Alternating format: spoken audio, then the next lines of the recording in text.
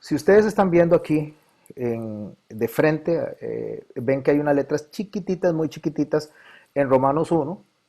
Voy a moverlo hacia arriba y en Romanos 2 las letras son más grandes. ¿Por qué? Porque ya leímos Romanos 1.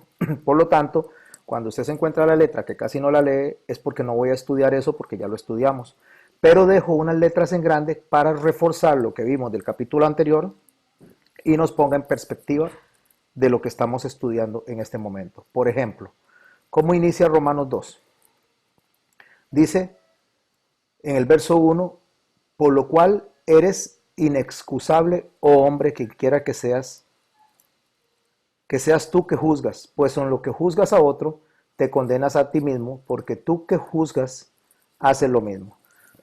¿Por qué deseo venir aquí antes de continuar con la lectura de seguido? Porque cuando dice aquí, por lo cual, como lo estamos viendo nosotros como inicio del verso 1 en el capítulo 2 de la carta, quiere decir que nos conecta a lo que antes venía Pablo hablando, Pablo escribiendo. Como nos conecta, solamente para refrescar la mente y ver a qué nos conecta, me voy a devolver a la parte del capítulo 1, pero no lo voy a leer todo, por supuesto, porque eso ya está estudiado, solamente para que traigamos a qué nos conecta. ¿Qué es lo que Pablo nos venía diciendo aparte de haberse presentado? Dice, no me avergüenzo, verso 16 del capítulo 1, no me avergüenzo del Evangelio, porque es poder de Dios para salvación a todo aquel, hablando de un grupo de personas. Recuerde que la carta a los romanos está escrita, o mejor dicho, Pablo escribía en aoristo o en diatriba. ¿Cuál es la diferencia entre lo uno y el otro? Que la diatriba es como decir al que le cae el guante que se lo plante, ¿verdad? Es cuando se manda un mensaje, pero no hay una persona definida. Un aoristo es cuando la persona está definida. Entonces él le puede escribir a Timoteo, para darle un ejemplo, Timoteo, te escribo, te exhorto, es a él. En este caso, es una idea general para un receptor en general. Y este receptor en general dice todo aquel. A todo aquel es, a lo tico es, al que le cae el guante, que se lo plante. A todo aquel que cree. Entonces, entre todo aquel que cree, recordemos que el judaísmo tenía un problema de identidad porque los gentiles estaban ingresando a la congregación. Como los gentiles están ingresando a la congregación, el pleito que ellos se tenían es si hay que circuncidarlos o si no hay que circuncidarlos. Dentro de ese esquema es que Pablo está llamando la atención. Entonces, cuando él dice a todo aquel, a ese grupo de personas que están en ese conflicto, les dice que el evangelio es poder para salvación para todo aquel que cree. Y ven lo interesante como Pablo pone el orden en cuanto al poder de la salvación. Al judío, primeramente, y también al griego. Al judío primeramente y también hace una inclusión de los gentiles, pero pone la importancia de lo que es el judío dentro del evangelio de Cristo. ¿Por qué? Porque Jesús viene del judaísmo, Jesús practicó el judaísmo y el judaísmo fue lo que él enseñó como judío que fue durante el tiempo de su ministerio. Cuando hablamos de judío, no estamos hablando de la línea de nacimiento solamente, aunque el Señor venía y descendía de la línea de Judá, por eso Él es el león de la tribu de Judá, aunque Él descendía de ahí, estamos hablando de la enseñanza que nos conecta, que es el judaísmo, que el judaísmo no nos conecta a Judá, sino que nos conecta a Leví, al sacerdocio arónico. Entonces Él está conectado en una herencia de reino a Judá y en una herencia de sacerdocio a Aarón. En ese judaísmo es que el Señor dice que el poder del evangelio es salvación primeramente para ese judaísmo. ¿Cuál judaísmo? El sacerdocio. Para eso es que Él está indicando eso. Y también al griego, que sería el gentil, no que el griego está por fuera, sino que también es alcanzado, entendiendo la prioridad que Dios tenía a la hora de enseñar.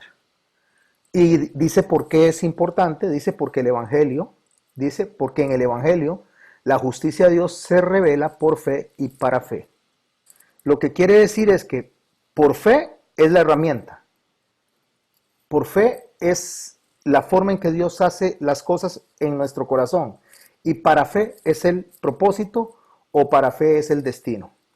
Entonces, si es por fe, debe estar sentado a nuestra enseñanza, nuestro evangelio debe estar sentado en esa fe, y ahorita le explico. Y debe ser dirigido a esa fe.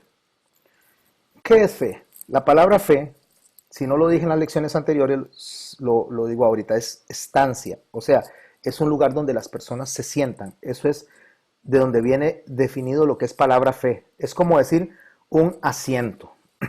Si ustedes se van al capítulo 23 de Mateo, empieza así el Señor hablando. En la cátedra de Moisés se sientan los escribas y fariseos. ¿Qué es cátedra? Silla. Literalmente significa silla. Ahí se sientan, ¿quiénes? Los escribas y los fariseos. En los términos griegos y en los términos de la época, el decir eso significaba que los fariseos hablaban en la autoridad de Moisés. Eso es lo que significa. Al decir en la cátedra de Moisés se sientan los escribas y fariseos, es que ellos en la autoridad de Moisés, ellos enseñan. Y después ya viene todo el desarrollo en el capítulo 23 de Mateo, donde él le llama la atención a los fariseos por no hacer el sacerdocio de la manera correcta. En esta palabra que está diciendo aquí, Pablo, que nos dice a nosotros que la justicia se revela por fe y para fe, es el mismo principio ideológico. La fe es el asiento. ¿Quién es la fe? Jesús. O sea, es la primera base de todo lo que debemos de creer. Nosotros debemos de creer todo basado en lo que Él nos enseñó. Y sobre eso hay que construir. Es lo que el Señor llama piedra de fundamento o piedra de ángulo, que es Él. Porque la fe se construye en lo que Él nos dejó a nosotros, no en nuestras creencias, no en la de nuestros abuelitos, no en la creencia de la experiencia, no, en la creencia de lo que Él vivió y nos dejó a nosotros como herencia, que el Espíritu Santo, dice el Señor, nos lo recuerda, nos lo revela y nos guía a esa verdad que nos enseñó. Entonces ahí es donde dice que la justicia de Dios se revela sobre ese asiento, sobre esa base. Recuerden que si tienen preguntas pueden abrir e interrumpir, me dejan cerrar la idea y yo les contesto. Para fe, porque el asiento no solamente es sobre lo que se construye la fe, sino la dirección a la que se va. ¿Cuál fe? La fe de Jesucristo. No la fe en Jesucristo, como muchas veces dicen, es la fe de Jesucristo. ¿Cuál es la diferencia entre la fe en Jesucristo y la fe de Jesucristo? Porque parecería, usted dice, pero no es lo mismo. No, no es lo mismo. Una cosa es tener fe en Jesús y otra cosa es tener la fe de Jesús. Son dos cosas diferentes. Porque resulta que los demonios creen y tiemblan. ¿Por qué? Porque saben que Dios existe, saben que Jesús existe. Pero no creen la fe de Jesucristo. Porque creer la fe de Jesucristo es tener la mente de Cristo y los demonios no tienen la mente de Cristo. Entonces, cuando nosotros creemos por la mente de Cristo, significa que nosotros estamos revestidos, estamos fusionados a Cristo y no hay forma de que nos perdamos porque somos uno en Cristo. Entonces, Él pone el fundamento y Él pone el destino. Todo eso está alrededor de Él. Es justamente lo que nos enseña a nosotros Hebreos capítulo 11. Les voy a pedir que lo busquemos. Hebreos capítulo 11 es un pasaje muy conocido por todos y muy utilizado en cuanto a la fe, pero no a la fe expectante. ¿Se acuerdan lo que yo les había hablado de la fe? Está la fe en la tradición. ¿Qué es la tradición? En lo que hemos aprendido de otras personas. Está la fe en la experiencia. ¿Cuál es la experiencia? Lo que yo he vivido. Y está la fe expectante, que no lo he vivido, ni me lo han enseñado, pero es el Espíritu Santo el que lo pone en mí. El capítulo 11 de Hebreos habla de la fe expectante, no de la tradición, ni tampoco está hablando de la fe de lo que yo he experimentado. Dice así, es pues la fe, la certeza de lo que se espera. Hagamos una pausa aquí y tomemos lo que acabo de decir. La fe es el asiento, la fe es la base, la fe es sobre lo que yo voy a construir todo. Entonces viene la expectancia. La fe es la certeza, es estar seguro, es creer ciertamente en lo que se espera. O sea, mi fundamento es sentado en lo que se espera. Y lea por favor conmigo con lo que acabo de decir, porque en el Evangelio la justicia de Dios se revela por fe. Es el expectante, el asiento. Ahora dice, de lo que se espera, la convicción de lo que no se ve a futuro. La convicción de lo que estoy esperando a futuro. Por eso es que dice que la fe puesta en Cristo. Porque en ella alcanzaron buen testimonio los antiguos. ¿Qué era lo que los antiguos creían? Que creían en el que venía. Creían en el que había de venir y que estaba prometido por los profetas y estaba prometido por Dios y estaba prometido en los escritos. O sea, estos antiguos creían en la fe expectante del que había de venir. Ok, entonces lo que está hablando el libro de Hebreos no es de una fe puesta en la experiencia, no está en una fe puesta que nos enseñan las personas, sino una fe puesta en lo que Dios prometió. Por eso es que el libro de Hebreos también dice que Abraham creyó y le fue contado por justicia. Y creyó en el que había dado la promesa. Vea qué importante, no es que creyó en la promesa, tampoco significa que dejó de creer en la promesa, pero que creyó en el que dio la promesa. No se basó solamente en la promesa, sino en el que dio la promesa. Eso es justamente la fe sobre la cual usted debe sentar absolutamente todo. ¿Y para qué? Para fe, o sea, para tener un objetivo. Entonces dice el texto, como está escrito, mas el justo por la fe vivirá. Estudiamos que eso se dio en Habacuc, fue el primero que lo dijo, y Habacuc lo dijo cuando Dios le dijo que iba a mandar a los asirios a capturarlos y que los iban a llevar prisioneros, y Habacuc dijo, pero ¿cómo es eso? ¿Cómo es que los malos nos van a capturar? O sea, eso no me cabe en la cabeza a mí que Dios vaya a usar a los malos para que nos capture. Entonces el Señor le dijo a Habacuc, mire, no solo los van a capturar, mira, sino que los van a llevar encadenados y los van a llevar y ustedes se van a dar cuenta lo que les va a pasar y yo soy el que los estoy mandando. Habacuc al final del libro, él dice que aunque la higuera no diera fruto, aunque la majada no tuviera, y empieza a desarrollar todo lo que él dice, aunque todo eso pasara, dice, en todo yo te alabaré y te glorificaré. Él sabía que no importa lo que sus ojos vieran, no importa cuánta oscuridad viera, no importa cómo viera a los asirios capturándolos, Dios tenía un propósito mayor de su entendimiento.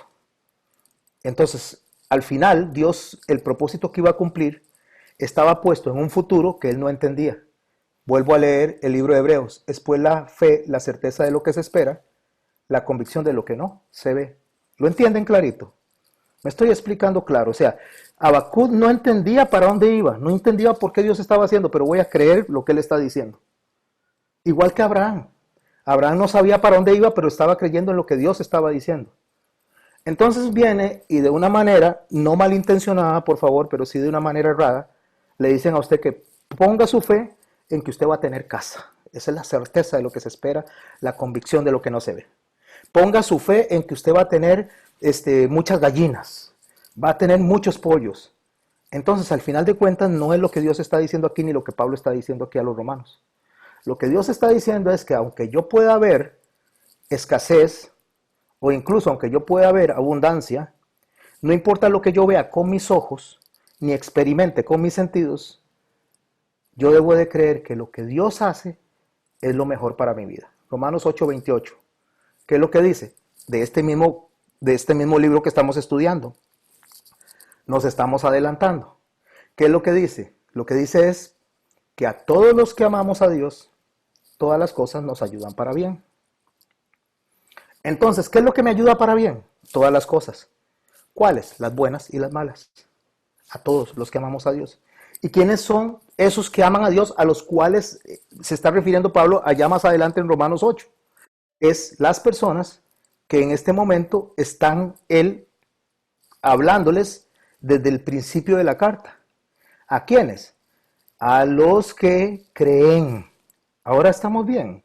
A los que creen. ¿Quiénes? Primeramente el judío y después el griego. Ahora usted me dice, ¿cómo que creyó primero el judío si lo rechazaron? ¿Quiénes eran los apóstoles? ¿Ok? ¿Quiénes eran los profetas? ¿Quiénes eran las personas que antes de que el Señor se extendiera a los gentiles de una manera abierta, para atrás, ¿quiénes eran? Eran judíos. Primeramente los judíos y después son añadidos los gentiles. O sea, nosotros. A todos los que creen, primeramente el judío y después el griego. Y dice el verso 17, porque el evangelio de la justicia de Dios se revela por fe y para fe. El justo por la fe vivirá. Ahora, con eso en la mente, dice en el verso 18 de ese capítulo 1. Y no estoy repasando el capítulo 1 total, solamente estoy poniendo la base fundamental para que usted tenga esta lección y se enriquezca, se la coma, la rumee, la disfrute. Entonces, después de que él habla de la fe, después de que le habla a los que tienen el conflicto entre circuncisos e incircuncisos, y les dice cuál es el poder del evangelio, cuál es la forma en que se debe de creer, viene y hace una advertencia, porque la ira de Dios se revela desde el cielo contra toda impiedad e injusticia de los hombres que detienen con injusticia la verdad, porque lo que de Dios se conoce les es manifiesto, pues Dios lo manifestó. ¿A quiénes les está hablando? A esas personas que ya se les dio el mensaje. Judíos primero y después griegos. Porque las cosas invisibles de Él, hablando de su majestad, hablando de su poder, porque ahí lo dice claramente, de su eterno poder y deidad, se hacen claramente visibles desde la creación del mundo, siendo entendidas por medio de las cosas hechas, de modo que nadie tiene excusa. Ok, esa es la base que se utiliza para leer el capítulo 2. Siempre debemos de leer el contexto. Ahora entramos en esta lectura guiada dentro de ese contexto al capítulo 2. Y con esto en la mente empezamos a leer fresquitos, bien conectados, conociendo cuál es la misión de Pablo. Por lo cual, por lo que acabo de decir, eres inexcusable. ¿Qué es ser inexcusable? Que no tienen excusa. Entonces, nadie tiene excusa. ¿Quiénes? Ni los judíos, ni los griegos. Nadie tiene excusa. Y vamos a utilizarlo en palabras de conflicto. Ni los circuncisos, ni los incircuncisos. Nadie tiene excusa. ¿Excusa de qué? Escuche. Recuerde que hay un problema. Ustedes se circuncidan y ustedes lo que están haciendo es están atados a la ley. No, ustedes no se circuncidan y ustedes están fuera de la identidad de Abraham porque ustedes son unos incircuncisos. Ese es el pleito, están agarrados del pelo, ¿verdad? En ese sentido. Es el problema que Pablo está abordando tanto en Gálatas como en Romanos y como en Efesios. Es el problema que está hablando él de esos grupos de personas. Por lo cual eres inexcusable, hombre, quien quiera que seas tú. ¿Quién? ¿Judío o griego? No tiene excusa. Tú que juzgas. ¿Qué es juzgar? Decir los parámetros que Dios establece desde la óptica humana. Porque está diciendo, ustedes no tienen que poner los parámetros. Ustedes no tienen que poner la base. A ustedes no les toca poner el cimiento sobre el cual se va a construir el evangelio, sobre el cual se va a construir todo el reino de Dios. No les toca a ustedes. Eso le toca a Jesús. Entonces ahí le dice, ustedes que juzgan, y repito, sean griegos o sean judíos, ustedes que se juzgan unos a otros están juzgando sobre un parámetro humano, no sobre el parámetro divino, sobre un parámetro humano. Pues en lo que juzgas a otro, o sea, en lo que está señalando al otro, dice, se condena a sí mismo. Recuerde lo que Jesús dijo. Jesús dijo, yo no vine a condenar al mundo. Yo vine a buscar y a salvar lo que se había perdido. Ya todo el mundo estaba condenado. Esto nos lanza a Romanos 3 y a Romanos 6, donde dice, por cuanto todos pecaron, están destituidos de la gloria de Dios. O sea, ¿quiénes están destituidos de la gloria de Dios por haber pecado? Judíos y no judíos. Circuncisos e incircuncisos. Judíos y griegos. Todas las personas. O sea, Pablo está agarrando y está metiendo a todos en un solo saco y está diciendo al que le cae el guante que se lo plante. Básicamente lo que está diciendo. En lo que juzgas a otro te condenas a ti mismo.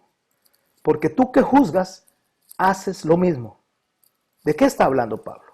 Pablo lo que está hablando es que se están escudando en la circuncisión y se están escudando los otros en el espíritu de la incircuncisión, o sea, lo que es la gracia o la libertad que Dios dio. Los dos se están escudando en eso en cuanto a salvación.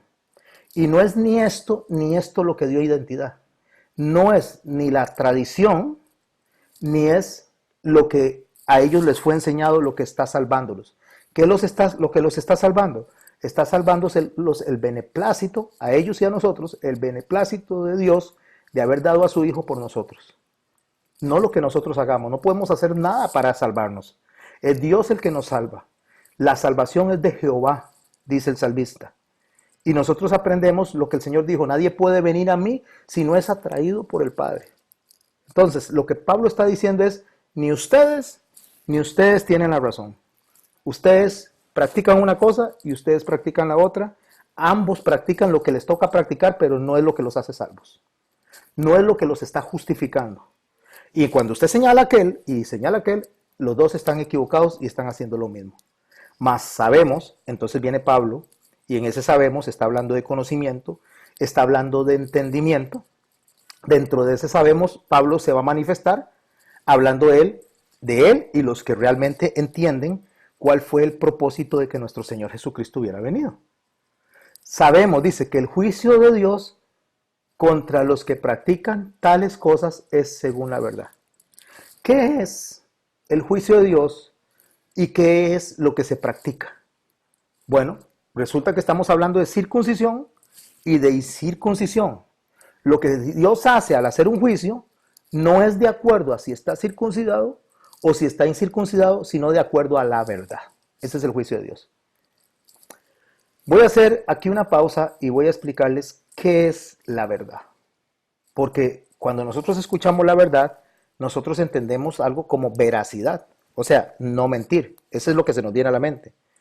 Si usted dice, por la verdad murió Cristo, entonces automáticamente la gente piensa, la verdad es que el Señor no mentía y como Él no mintió, entonces por eso murió Cristo, por la no mentira, vamos a decir así.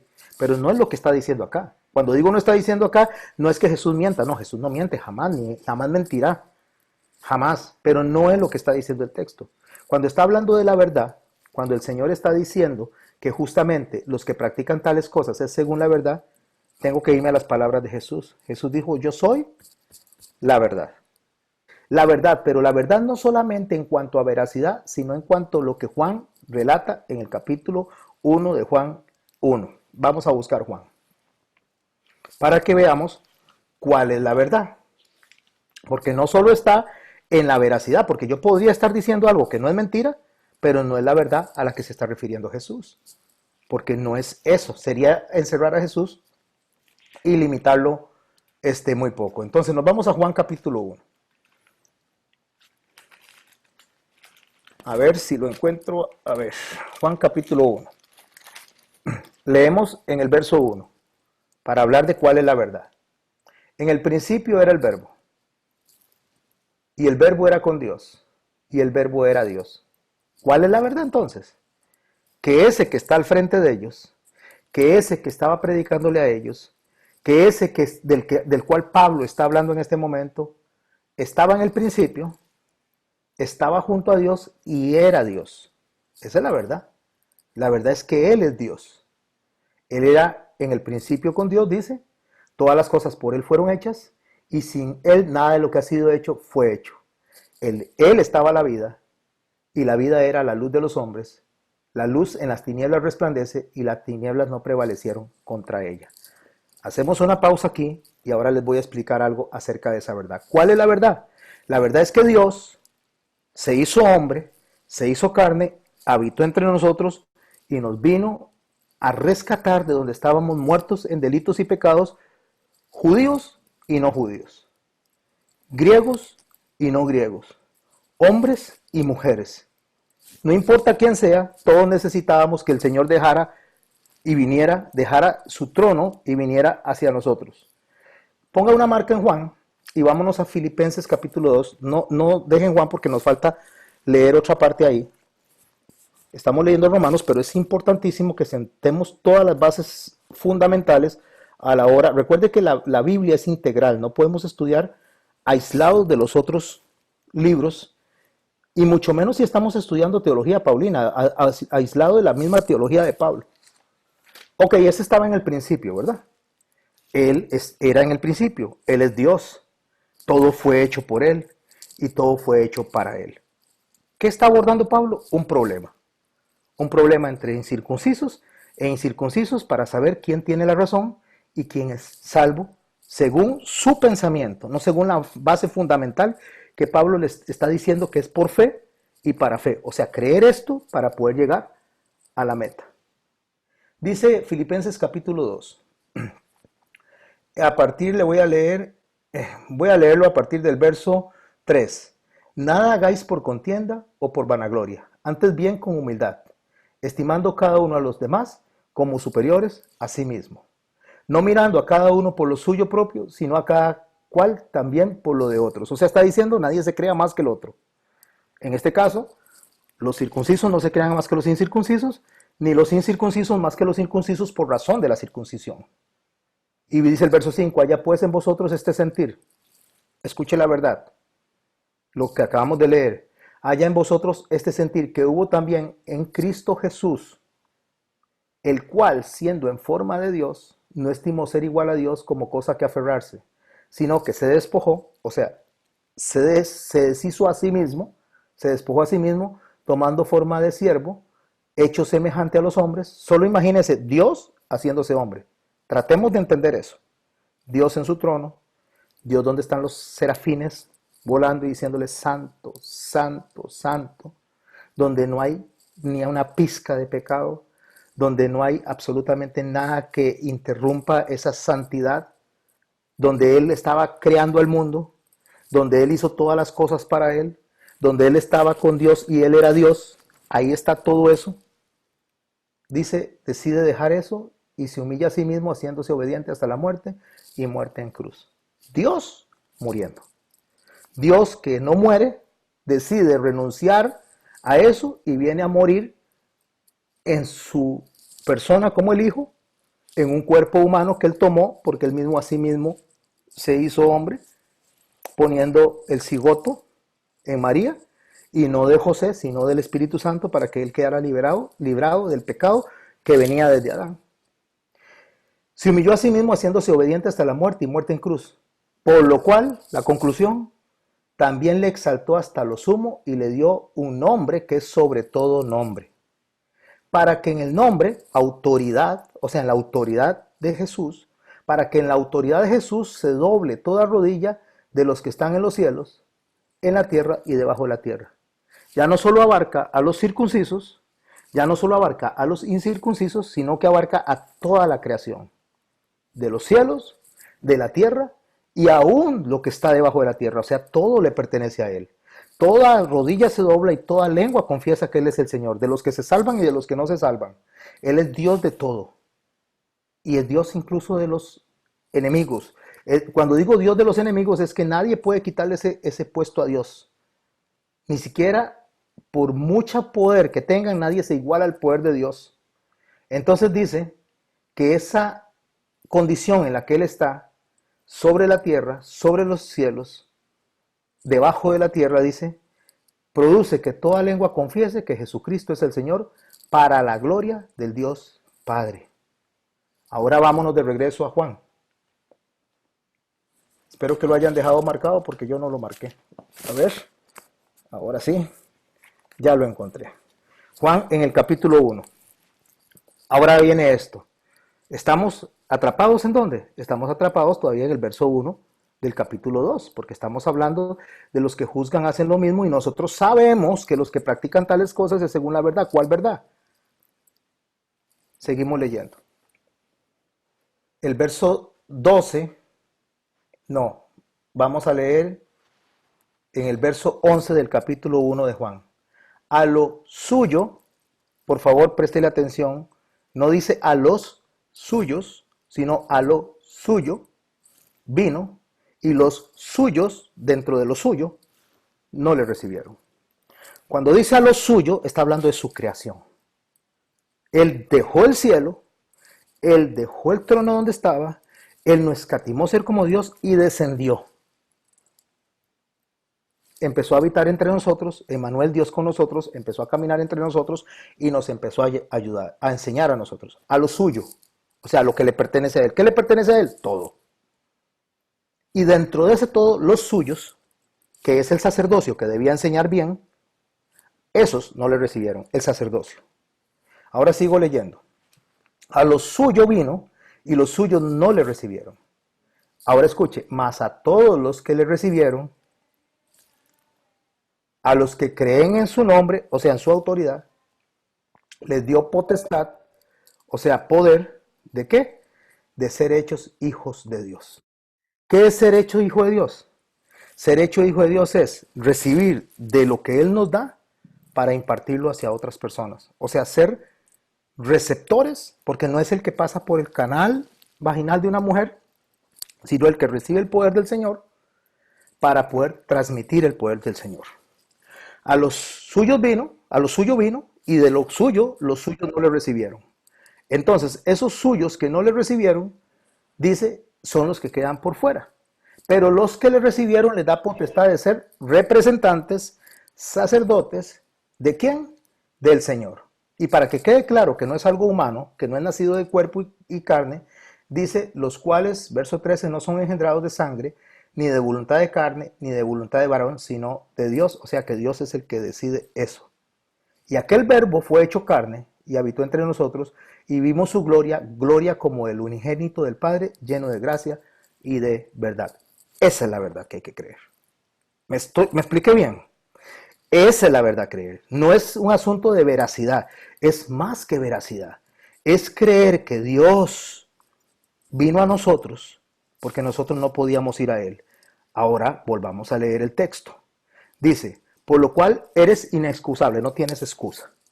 ¿Y por qué no tienes excusa? Si nos devolvemos al capítulo anterior, dice, porque en la creación se revela a Dios a través de las cosas creadas. No necesitamos ni que nadie nos explique, porque con solo ver la creación deberíamos de ver a Dios ahí. Pero si no vemos la creación, entonces vamos a ver lo que el Señor Jesús nos enseñó, que es la fe, es la estancia, es el asiento sobre lo que se construye todo. Pero si no creemos lo que el Señor Jesús nos enseñó, porque somos rebeldes a aceptar su autoridad, ni creemos lo que la creación dice, hay una cosa que usted y yo no podemos quitarnos. Se llama conciencia. Y la conciencia nos dice a nosotros quiénes somos. Deje eso de la conciencia ahí y sigamos leyendo. Porque tú que en lo que juzgas a otro te condenas a ti mismo, porque tú que en lo que juzgas haces lo mismo. Mas sabemos que el juicio de Dios es contra los que practican tales cosas, es según lo que Jesús nos dijo que iba a hacer, o sea, según Él. Y hace una pregunta a Pablo. ¿Piensas esto, hombre? Tú que juzgas a los que tal hacen y haces lo mismo, que tú escaparás del juicio de Dios. O sea, ¿usted cree que porque acuse a otras personas, creyéndose mejor que las demás personas, usted se puede escapar del juicio de Dios por eso? O sea, ¿cuál es su parámetro? Su parámetro, su nivel de santidad es la otra persona. Entonces resulta que yo me siento bien si me comporto mejor que el otro que está al frente mío, quien quiera que sea. Es lo que Pablo dice. No importa quién quiera que sea.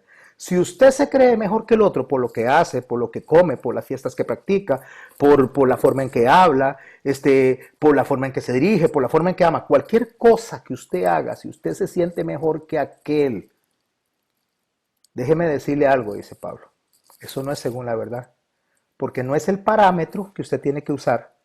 El parámetro que usted tiene que usar es el mismo sentir que hubo en Jesucristo. Ese asiento. ¿Cuál es el sentir que hubo en Jesucristo? Que siendo Dios, renunció a eso, o no escatimó eso, sino que se hizo hombre para venir a vivir entre nosotros y morir una muerte en cruz. Si Dios pudo hacer eso, ¿usted cómo es que no puede perdonar a su hermano? ¿Cómo es que no puede pasarle por alto la ofensa? ¿Cómo es que usted no puede tener misericordia por el hermano si Dios hizo eso por usted y por mí? Entonces, cuando nosotros juzgamos al otro porque él es circunciso o aquel es incircunciso, su parámetro de medida es muy pobre, demasiado pobre, porque usted se está basando en una circuncisión de la carne y no está entendiendo que eso no es lo que el Señor nos dice a nosotros que nos justifica. Esos que practican tales cosas van a ser juzgados según la verdad. Ahora, si yo me voy a la verdad y sé que para Jesucristo no hay judío ni hay griego, es por la razón de lo que él leyó de Isaías cuando dijo que él había venido a liberar a los cautivos de la cautividad. ¿Quiénes estaban cautivos en la cautividad? Todas las personas. Estábamos cautivos. ¿Cuál era la cautividad? Era una regulación que se le había dado al pueblo para que hiciera las cosas que le agradaban a Dios, y el pueblo pensó a través de los sacerdotes que haciendo las cosas bien, era cómo se justificaban delante de Dios. Y Dios dice, no, eso no justifica a nadie. Eso solo es una acción. Pero no significa que porque usted haga eso, usted se justifica. Me refiero, usted va a salir del fuego eterno, de la condena eterna, por lo bien que se porte. Vea qué importante el parámetro. No importa qué tan bien se porte usted. No importa qué tan santo sea usted. No importa qué tan noble sea usted. Por muy bueno, por muy santo que usted se porte, aun si se circuncida, usted no se salva por eso. Ahora usted me pregunta, pero la palabra de Dios dice, sean santos porque yo soy santo, soy santo. Lo que el Señor está hablando de una conducta. Eso entra dentro de nuestra conducta de santificación, pero no es eso lo que a usted y a mí nos rescata del infierno. Eso no es lo que nos rescata del fuego eterno. Vea qué importante, mis hermanos. Por eso Santiago dice, no es por obras para que nadie se gloríe. Entonces, cuando yo logro entender eso, mi hermano y mi hermana, yo entiendo que yo no puedo hacer absolutamente nada para salvarme. Nada. El único que puede hacer algo para salvarme es Jesús. Esa es la verdad. Por eso cuando el Señor Jesús le dijo a los que lo seguían, incluyendo a los discípulos, que no podían venir a Él si no eran atraídos por el Padre, ellos se molestaron por eso, porque entonces ¿de qué sirve que seamos buenos? ¿De qué sirve que practiquemos tantas cosas? ¿De qué sirve que yo dé diezmo y que ofrende y que le dé plata a mis vecinos y a mis amigos? ¿De qué sirve? No sirve de nada. Y el Señor dice, eso les ofende, le dice. Ahí es donde le dice, eso les ofende. Y los discípulos todavía se voltean y le dicen, ay Señor, palabra dura es esa. O sea, no importa lo que hagamos, entonces significa que no nos vamos a salvar. Palabra dura es esa. Y él le dice, eso les ofende. Y a partir de ese momento empezaron a dejarlo. ¿Por qué? Porque el ser humano quiere tener algún tipo de participación en la salvación. Y lo que estaba pasando dentro de esto es que ellos creían que con circuncidarse, eso era la licencia para poder accesar al reino de los cielos. Y él dice, no, eso no es. Eso solo es un mandamiento que se le dio a un grupo de personas. No para que se salven, sino para darle a ellos una señal del que había de venir. Eso lo vamos a hablar conforme vamos avanzando en la carta. Pero eso no es la justificación. La justificación es que a Dios le plació. ¿Cuándo le plació? Vamos a la teología paulina, porque estamos hablando de Pablo, ¿no? Efesios. Busquemos Efesios capítulo 1. ¿Cuándo le plació? ¿Cuándo Dios pensó en eso? ¿Cuándo a Dios se le ocurrió todo esto que estamos leyendo? Efesios. ¿Será que se le ocurrió hoy en la mañana? Verso 3, capítulo 1, verso 3. Préstele atención, por favor. Lea conmigo las letras finita, despacio y con mucha observación. Bendito sea el Dios, está escribiendo Pablo, dentro de su teología, todo es integral. Bendito sea el Dios y Padre de nuestro Señor Jesucristo, que nos bendijo, pasado, con toda bendición espiritual en los lugares celestiales en Cristo, lo que dice Salomón, nos puso en una posición porque aquí no es donde está nuestro reino. Nuestro reino está arriba, abajo del cielo todo es vanidad. Y Pablo dice que nosotros aquí somos peregrinos y extranjeros, que nuestra ciudadanía está en los cielos. Entonces, ¿dónde nos bendice? Nos pone en una posición allá. ¿En dónde? En los lugares celestiales. Según nos escogió. Perdón, ¿Efesios qué, pastor? Perdón. Efesios 1, estoy en el verso 4. Según nos escogió, pasado, nos escogió, no nos va a escoger, no nos está escogiendo, nos escogió, pasado, en Él, fusionados a Él, antes de la fundación del mundo, o sea, antes de la creación, para que fuésemos santos y sin mancha delante de Él. Voy a hacer una pausa y ya sigo leyendo. ¿Cuál de los que está aquí no tiene mancha y no tiene pecado ni peca? Levante la mano, el que está sin pecado. No, ¿verdad? No es cierto. Pero resulta que Dios nos ve así. Porque Dios es atemporal. Dios no nos ve a nosotros como usted y yo somos hoy. Él nos ve como obra terminada. ¿Desde cuándo? Desde antes de habernos hecho. Es más, desde antes de haber hecho el mundo. Por eso es que usted y yo no podemos hacer absolutamente nada. No tenemos esa comprensión ni esa dimensión para poder entender lo que Dios hizo por nosotros. Entonces dice, en amor habiéndonos predestinado, ¿qué es predestinado? Dándonos un destino anticipado para ser adoptados hijos suyos por medio de Jesucristo, según el puro afecto de su voluntad. O sea, porque Él quiso. Solo porque Él quiso. No por lo que hacemos, no si se circuncida, no si no se circuncida, no si se porta bien o se porta mal, no es cuán santo sea ni cuán, es porque Él quiso, punto, eso es todo. Lo que debemos de entender es que Él le plació. ¿Para qué hizo eso Él?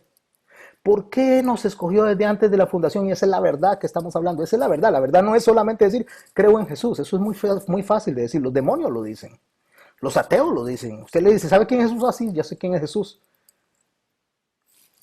Para la alabanza de la gloria de su gracia.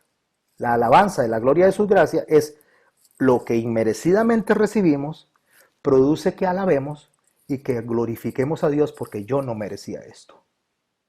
Con la cual nos hizo aceptos en el amado. Nos hizo recibidos, nos hizo aceptos en el Señor, en quien tenemos redención por la sangre, el perdón de los pecados según las riquezas de su gracia. Y ahí podría seguir usted leyendo todo eso. Esa es la verdad a la que está refiriéndose. Y por eso es que él pregunta, ¿ustedes qué creen? ¿Ustedes qué creen que porque ustedes se circuncidan se escaparán del juicio? ¿O ustedes qué creen? ¿Ustedes qué creen que porque ustedes vienen y no dicen ni siquiera, pero ni una mala palabra, se escaparán del juicio? No, porque el asunto es interno. El asunto es en el corazón. El cambio no puede ser externo. Yo no veo como ven los hombres, le dijo el Señor a Samuel. Yo veo el interior, yo no veo la apariencia. Los hombres ven la apariencia, yo veo el corazón, dice él. Nosotros podemos lucir muy bien delante de las demás personas y ser unos completos sepulcros llenos de pudrición por dentro, como le dijo el Señor a los fariseos. Entonces, al final de cuentas, no es lo que se ve, sino lo que hay adentro de nosotros. Entonces, ese es el juicio según esa verdad. Y le dice, ¿usted qué piensa? ¿Usted piensa que se va a escapar solamente por sentirse mejor que los demás? ¿Usted cree que se va a escapar solamente y sencillamente porque usted cree que las cosas las hace mejor? Vean, mis hermanos, yo les dije un ejemplo el otro día. Ahora no voy a usar el ejemplo tan definido, pero a veces nosotros creemos, porque el otro hizo un crimen horrendo, yo tengo más posibilidades de salvarme que el que hizo el crimen horrendo. Y déjeme decirle que tiene la misma posibilidad de salvarse aquel que yo, porque no depende de mí, depende de Dios. Entonces, ¿cómo es que creemos nosotros que nosotros diciéndole a una persona que acepte a Cristo, cuando dice que Él fue el que nos hizo aceptos en el amado, Él fue el que nos recibió, no nosotros a Él, por levantar la mano nosotros nos vamos a salvar? Es como circuncidarnos. Entonces me circuncidé porque levanté la mano. Eso no es lo que me salva. Yo levanto la mano porque hubo en mi corazón una transformación del Espíritu Santo que me llamó, me jaló e hizo que levantara la mano. Ahora, si usted me dice a mí, es que no le puedo decir a la gente que acepte a Cristo, usted puede decirle lo que quiera. No va a pasar nada, ni a favor ni en contra.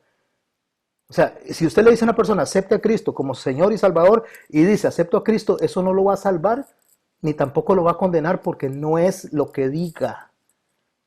Es entender con nuestra mente y nuestro corazón que Dios fue el que hizo la obra completa por nosotros. Y que cuando yo digo, Señor, heme aquí, no es mi boca, es que ya hubo una conversión en mi corazón. Porque estaba muerto en delitos y pecados. Eso es lo que dice la carta a los romanos. Porque no hay justo ni aún, no hay quien busque a Dios. Entonces, si usted está aquí escuchándome a mí, si usted está aquí entendiendo lo que yo estoy diciendo, y si usted está discerniendo todo y usted diciendo, qué rico esto que está diciendo el pastor, le puedo decir que usted tuvo un sello y una conversión del Espíritu Santo. Porque si no, lo que yo estoy diciendo sería locura para usted. No lo podría entender. Porque para los que no tienen el Espíritu Santo y el sello del Espíritu Santo, lo que estamos hablando es locura. Pero para los que tenemos el Espíritu Santo, entonces yo lo entiendo. ¿Qué es lo que usted tiene que hacer entonces? Recibir eso. ¿Cómo recibir eso? Déjeme explicarlo de una manera más sencilla.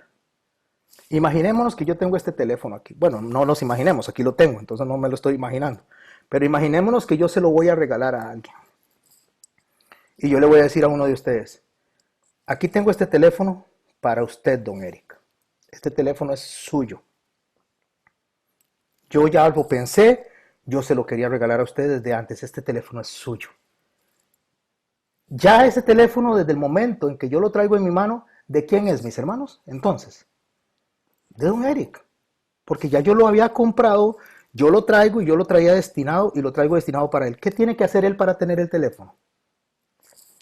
Recibirlo, tomarlo. Es todo lo que tiene que hacer, pero ya es de él. Cuando dice, más a todos los que recibieron, a los que creen en su nombre, autoridad, les dio potestad de ser hechos hijos de Dios, es a los que creen que ya Él les salvó. Entonces, cuando uno dice, Señor, ¿qué me pasa a mí?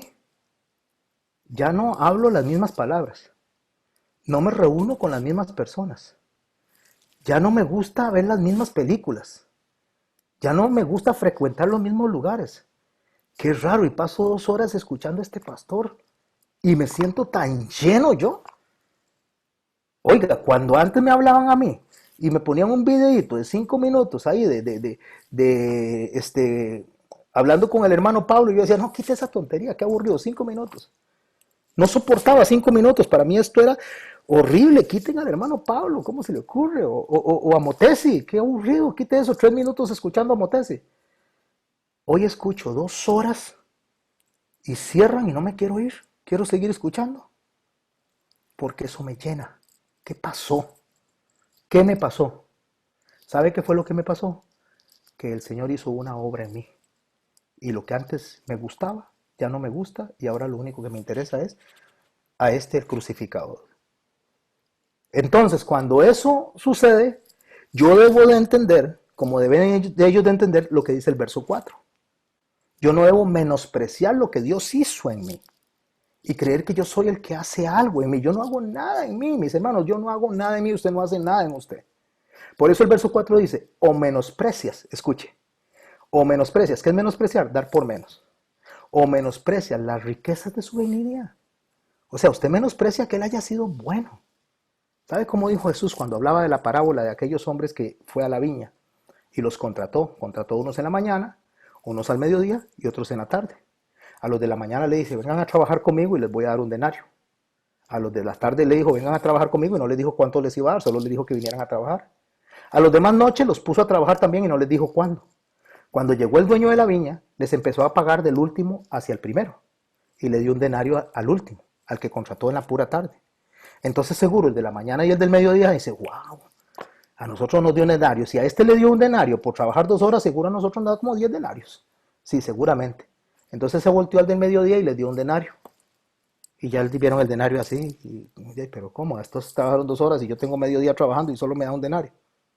Entonces se voltea a los del primero, a los primeros, y les da un denario. Entonces estos se enojan. ¿Cómo? Si nosotros hemos trabajado todo el día y estos acaban de llegar y se les está dando exactamente lo mismo. ¿Cómo es eso? Y él le dijo, ustedes se enojan porque yo soy bueno. Ustedes no saben que yo hago con lo que es mío lo que yo quiero. Déjenme explicarlo de esta manera. Hablemos del criminal que acabo de decir. El criminal viene, mata a un montón de gente, viola a personas, roba y llega a los pies del Señor siendo un adulto. Pero yo nací en una iglesia, yo nací en el evangelio, yo fui a todas las escuelitas dominicales, no me fallé de una. Después fui a la sociedad de jóvenes, después fui a la sociedad de adultos, a la sociedad de mujeres, inventé la sociedad de las sociedades, y es más, como no habían sociedades en mi casa, yo inventé otra sociedad, la sociedad de los solitarios. Los que estamos en el cuarto solitario, yo soy el socio más socio de eso, pero aquí yo tengo que leer la Biblia 24 horas, 365 días, porque yo soy santísimo. Pero ¿cómo es que el Señor le va a dar lo mismo a este criminal que a mí, si yo me he esforzado toda la vida? Menosprecian ustedes que yo soy bueno y que yo hago conmigo con lo mío lo que yo quiero, porque este es mío y usted es mío también. Póngase a pensar algo, mis hermanos, menosprecia las riquezas de su benignidad, dice. Las riquezas de lo benigno que Dios es. Eso están menospreciando ustedes. Ustedes piensan que solo los circuncidados se van a salvar, pero ustedes no aprecian de que Dios es bueno con aquellas otras personas también. Cuando deberías de alegrarte con las personas. ¿Sabe cómo pasa eso? Le voy a decir cómo pasa eso. Eso pasa, imaginémonos, solo imaginemos, a mí me gusta mucho usar la imaginación. Imaginémonos que Johnny y Cheney van por la calle.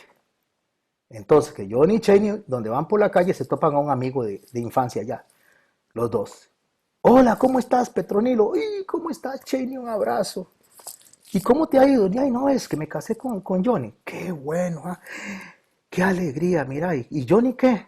Ay, no, Johnny se dedica al Señor y Johnny canta y Johnny predica y Johnny se disipula, ¿no? Johnny es un varonzazo, ¿verdad? O sea, Johnny es el 100% para mí. Qué bueno, Cheney, qué bueno que es Dios con usted, cómo la ha bendecido. Qué dicha que la vi. Vieras que tengo ahí me compré un Mercedes-Benz último modelo. ¿De verdad? Sí, pero no me gusta porque es que es azul. Es 0 kilómetros. Sí, me costó $100,000, pero no me gusta azul. Y yo tengo mucha plata. Tengo plata para botar para todos lados. Y le dice delante de Johnny, tome, Cheney, le voy a regalar mi Mercedes-Benz a usted.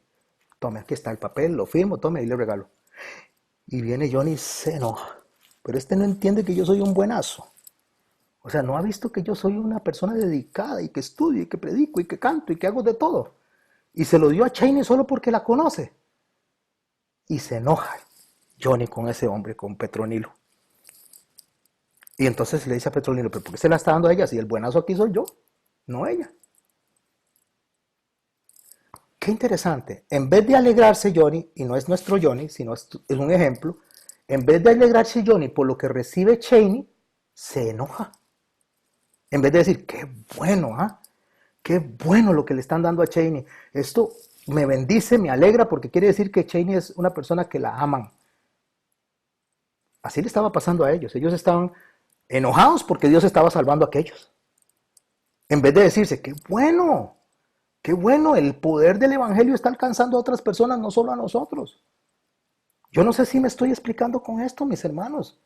Nosotros debemos de alegrarnos de que el criminal haya sido salvado antes de irse al infierno eternamente, en lugar de sentirnos nosotros amenazados y decir, ¿cómo? Pero si yo desde que nací, es más, yo cuando nací no me dieron chupón, me dieron una Biblia y me la comí las letras de la Biblia, chupaba así, el libro de Juan lo chupaba yo. ¿Cómo es eso? ¿Cómo es posible que le den a eso si yo soy el mejor de todos? Es más, ¿sabe qué? Mi mamá no me ponía pañales, me ponía páginas de la Biblia. Con eso era que me dormía yo. No, mis hermanos, que el Señor dice, ustedes se enojan porque yo hago conmigo, con lo mío, lo que yo quiero.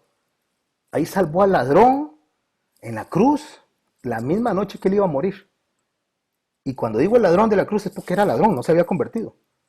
Señor, cuando estés en el paraíso, acuérdate de mí. Ciertamente hoy mismo estarás conmigo en el paraíso. Y ahí estaremos nosotros, ¿pero por qué?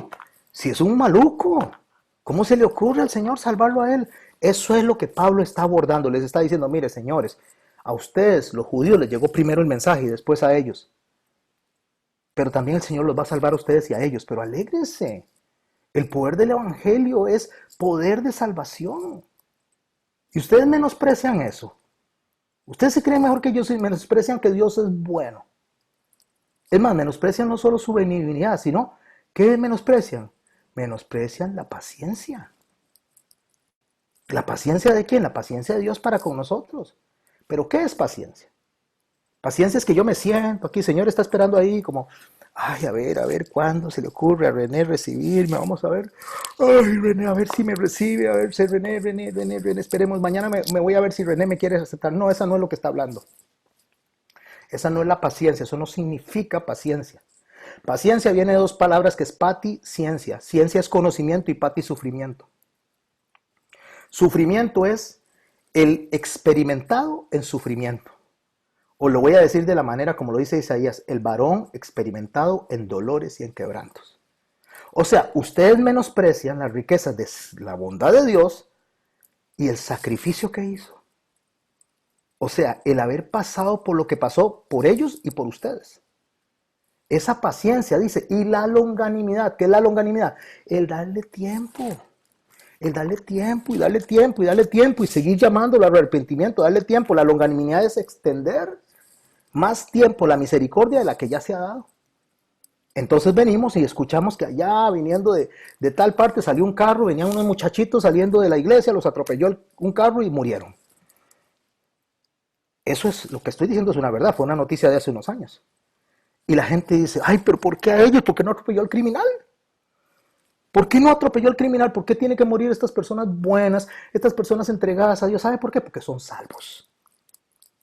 ¿Sabe por qué murieron estas personas? Porque estas personas ya están en el seno del Señor. Y está vivo el criminal porque Dios le está dando tiempo a su arrepentimiento. Entonces, ¿por qué se enojan? ¿Por qué se enoja que a Cheney le den el carrote? Porque usted se siente mejor. ¿O por qué no se enojamos que se haya salvado el ladrón en el último? Porque, y Dios dice, en la parábola dice, ustedes se molestan porque yo hago conmigo lo que yo quiero. No, esas cosas no son según la verdad, dice. Dios se enoja contra eso. Dios se molesta contra esas personas porque ¿sabe cuál es la verdad? Que el que le maldecían, bendecía. Que cuando le acusaban, él deseaba lo mejor. Él amaba a sus enemigos y ama a sus enemigos. Cuando digo amaba y ama es porque sus enemigos éramos nosotros. Estábamos constituidos en enemigos de Dios y nos amó y dejó su trono y vino a nosotros para salvarnos, para hacernos sus amigos. Y ustedes menosprecian eso, dice. Ustedes menosprecian todas esas cosas, dice. Ignorando, escuche, ignorando que su benignidad, o sea, su bondad, nos guía al arrepentimiento. Qué rico es leer esto así, ¿no les parece? Qué delicia es leer la palabra y entenderla. Y yo sé que ustedes la están entendiendo. Y yo sé que ustedes la están entendiendo porque si ustedes están aquí y el Espíritu Santo los salvó y los selló, ustedes están entendiendo hasta la última letra que yo lea aquí. Y eso produce gozo. Eso produce que el Espíritu se regocije y que usted diga, qué rico, esto no es religiosidad, esto no es simple y sencillamente palabrería barata, esto es el poder del Evangelio transformando mi vida y transformando mi mente desde antes de que yo me diera cuenta. Pero aquí hay un problema, dice. Le dice él a ellos, pero por tu dureza y tu corazón no arrepentido, atesoras para ti mismo ira para el día de la ira y de la revelación del justo juicio de Dios. ¿Qué es lo que hace que nosotros estemos en situación de juicio? Dios. No. El no arrepentirnos. Una vez que sabemos que Dios nos salvó, una vez que sabemos que tenemos que cambiar el surco, que tenemos que dejar de hacer algunas cosas porque ya me siento mal con lo que estoy haciendo, el Espíritu Santo me está diciendo, salga de ahí, no haga eso. Ah, pero yo, pues no, porque yo soy fuerte. Vean, les voy a contar algo. Yo doy clases muy extrañas. A veces yo digo, qué raro que enseño yo. Pero Dios me pone a enseñar así, pero les voy a contar algo. Contaba un señor que en paz descanse, don Jorge Borbón, excelente predicador de Grecia. Una persona de mucho respeto para mí. Un maestro de la palabra, de verdad, que una forma de enseñar la palabra excelente. Contaba don Jorge Borbón que dice que cuando él se salvó, o cuando Dios lo salvó, mejor dicho, cuando el Señor vino y lo salvó, él tenía unos amigos que eran medio chusmón, ¿verdad? Él y los amigos. Entonces, cuando el Dios viene y lo salvó a él, le dice, llega y le dice al pastor, pastor, yo tengo que ir donde mis amigos y todo eso. Le dice, no, Jorge, no vayas, todavía no. Primero, prepárese, fortalezcas en el espíritu, haga las cosas, acércase al Señor y cuando usted esté fortalecido, cuando usted esté ya bien preparado, entonces vaya y los busca. Porque si usted va ahorita, lo más probable es que lo enreden y se lo terminen llevando. Cuando usted está en lugares donde no tiene que estar, o yo estoy en lugares donde yo no tengo que estar, es el Espíritu el que me está diciendo, huya como José. No se quede aquí porque en cualquier momento lo enredan. Entonces el Espíritu lo que me está advirtiendo a mí es que no estoy en una situación para exponerme. Voy a poner un ejemplo. Imaginémonos de un alcohólico que ha dejado el alcoholismo, el Señor lo salvó. El Señor lo salvó y es una persona salva, pero sigue siendo alcohólico. Porque si prueba el alcohol y lo toma, vuelve a caer en lo mismo, aunque esté salvo. Porque resulta que estamos ligados, estamos conectados a nuestra naturaleza pecaminosa. Y que el alcohólico dice, ay, me voy a sentar aquí en la cantina donde mis compas, porque todos los días nos reuníamos con ellos, entonces voy a tomarme un vaso de agua. Tal vez le echo limón para que no me sepa hasta pura agua. Y yo no voy a probar absolutamente nada. Vea si se expone el enemigo a buscar la oportunidad para hacerlo caer. Y cuando cae se va a ir resbaladito. Entonces cuando dice, por la dureza de tu corazón no ha arrepentido, significa que usted sabe que hay cosas con las cuales ya usted no tiene que caminar ni lidiar. Porque si no atesora para usted mismo, ira para el día de la ira. ¿Por qué? Porque no quiero soltarme, no quiero desprenderme de algo que tengo que desprenderme. Por lo menos mientras tenga fuerza para poder enfrentarlo. ¿Cuál es el día de la ira? El día que el Señor venga para hacer sus santos juicios, el cual pagará a cada uno conforme a qué, a sus obras. ¿Pero qué va a pagar? ¿Mandarlos al fuego eterno? No, eso no, porque ya está salvo. Pero sí nos va a evaluar qué hicieron con lo que les di, qué hicieron con esa salvación preciada que les di. Entonces dice, vida eterna a los que perseveraron en hacer el bien y buscan la gloria y la honra e inmortalidad. Pero ira y enojo para los contenciosos que no obedecen a la verdad. ¿Cuál es la verdad? Ya saben cuál es la verdad. Yo creo que quedó bastante claro. Obedecer a la verdad es a la autoridad de Cristo, a la autoridad de Dios. Entonces, o obedecemos a Él o lo desobedecemos. Pero dice que enojo y a los que son contenciosos, ¿qué contenciosos? A los que son peleoneros, reclamones, que les gusta estar haciendo problema de todo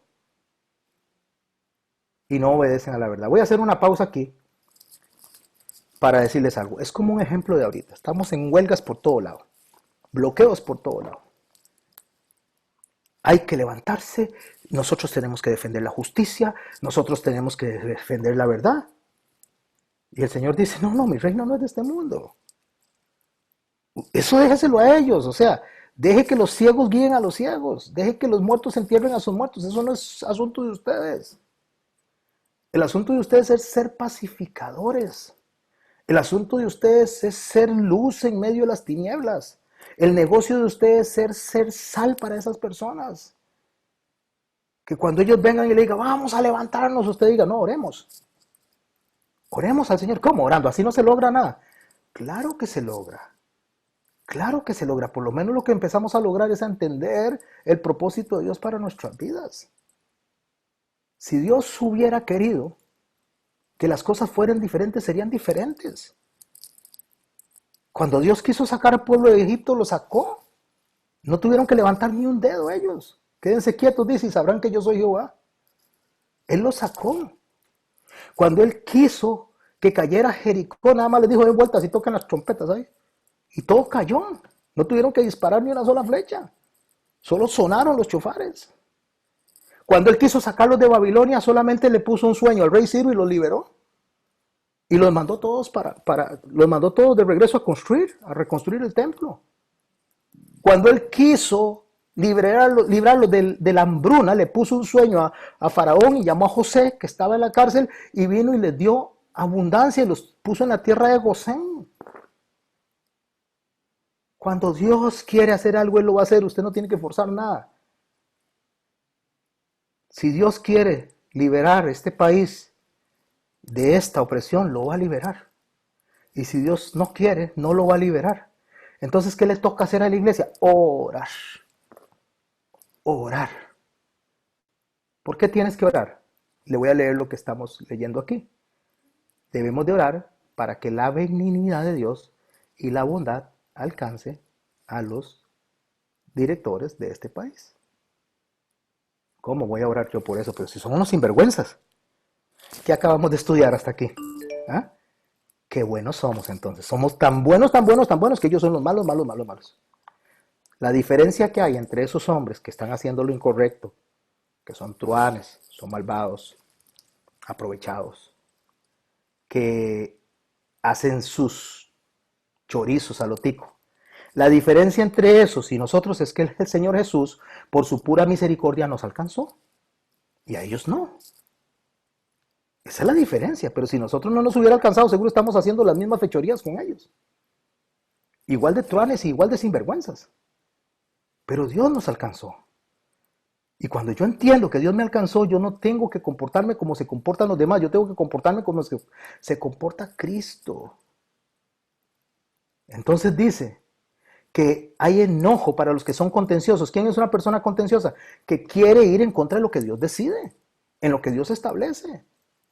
No, mi hermano, usted está equivocado. Yo soy de Dios y yo represento la justicia. No, no, no, no, no, olvídese eso. Ahí lo que hay es puro orgullo, pura vanidad, puro orgullo y no hemos entendido que nos toca a nosotros. Bendecir cuando nos maldicen. Amar y orar por nuestros enemigos. Ser como la verdad, ser como Jesús. Tener el mismo sentir que hubo en Cristo que hay en nosotros.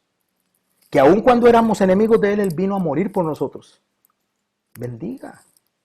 Dele alimento al enemigo. Ponga brasas en su cabeza. Cuando hablen mal, bendiga. Si alguien dice, mira, es que esos son unos desgraciados, oremos por ellos. Para que dejen de ser desgraciados y sean agraciados, para que la gracia los alcance. Y la gente va a decir, ¿pero qué le pasa? ¿Cómo le pasa? ¿Se volvió loco este carajo? ¿Se volvió loco? ¿Cómo va a orar usted por esas personas tan crueles? Porque eso es lo que hace Jesús. Jesús dice que Él ora por nosotros. Cuando digo Él ora por nosotros, es Él intercede por nosotros. Él dice que tenemos abogado para con Dios a Jesucristo el justo.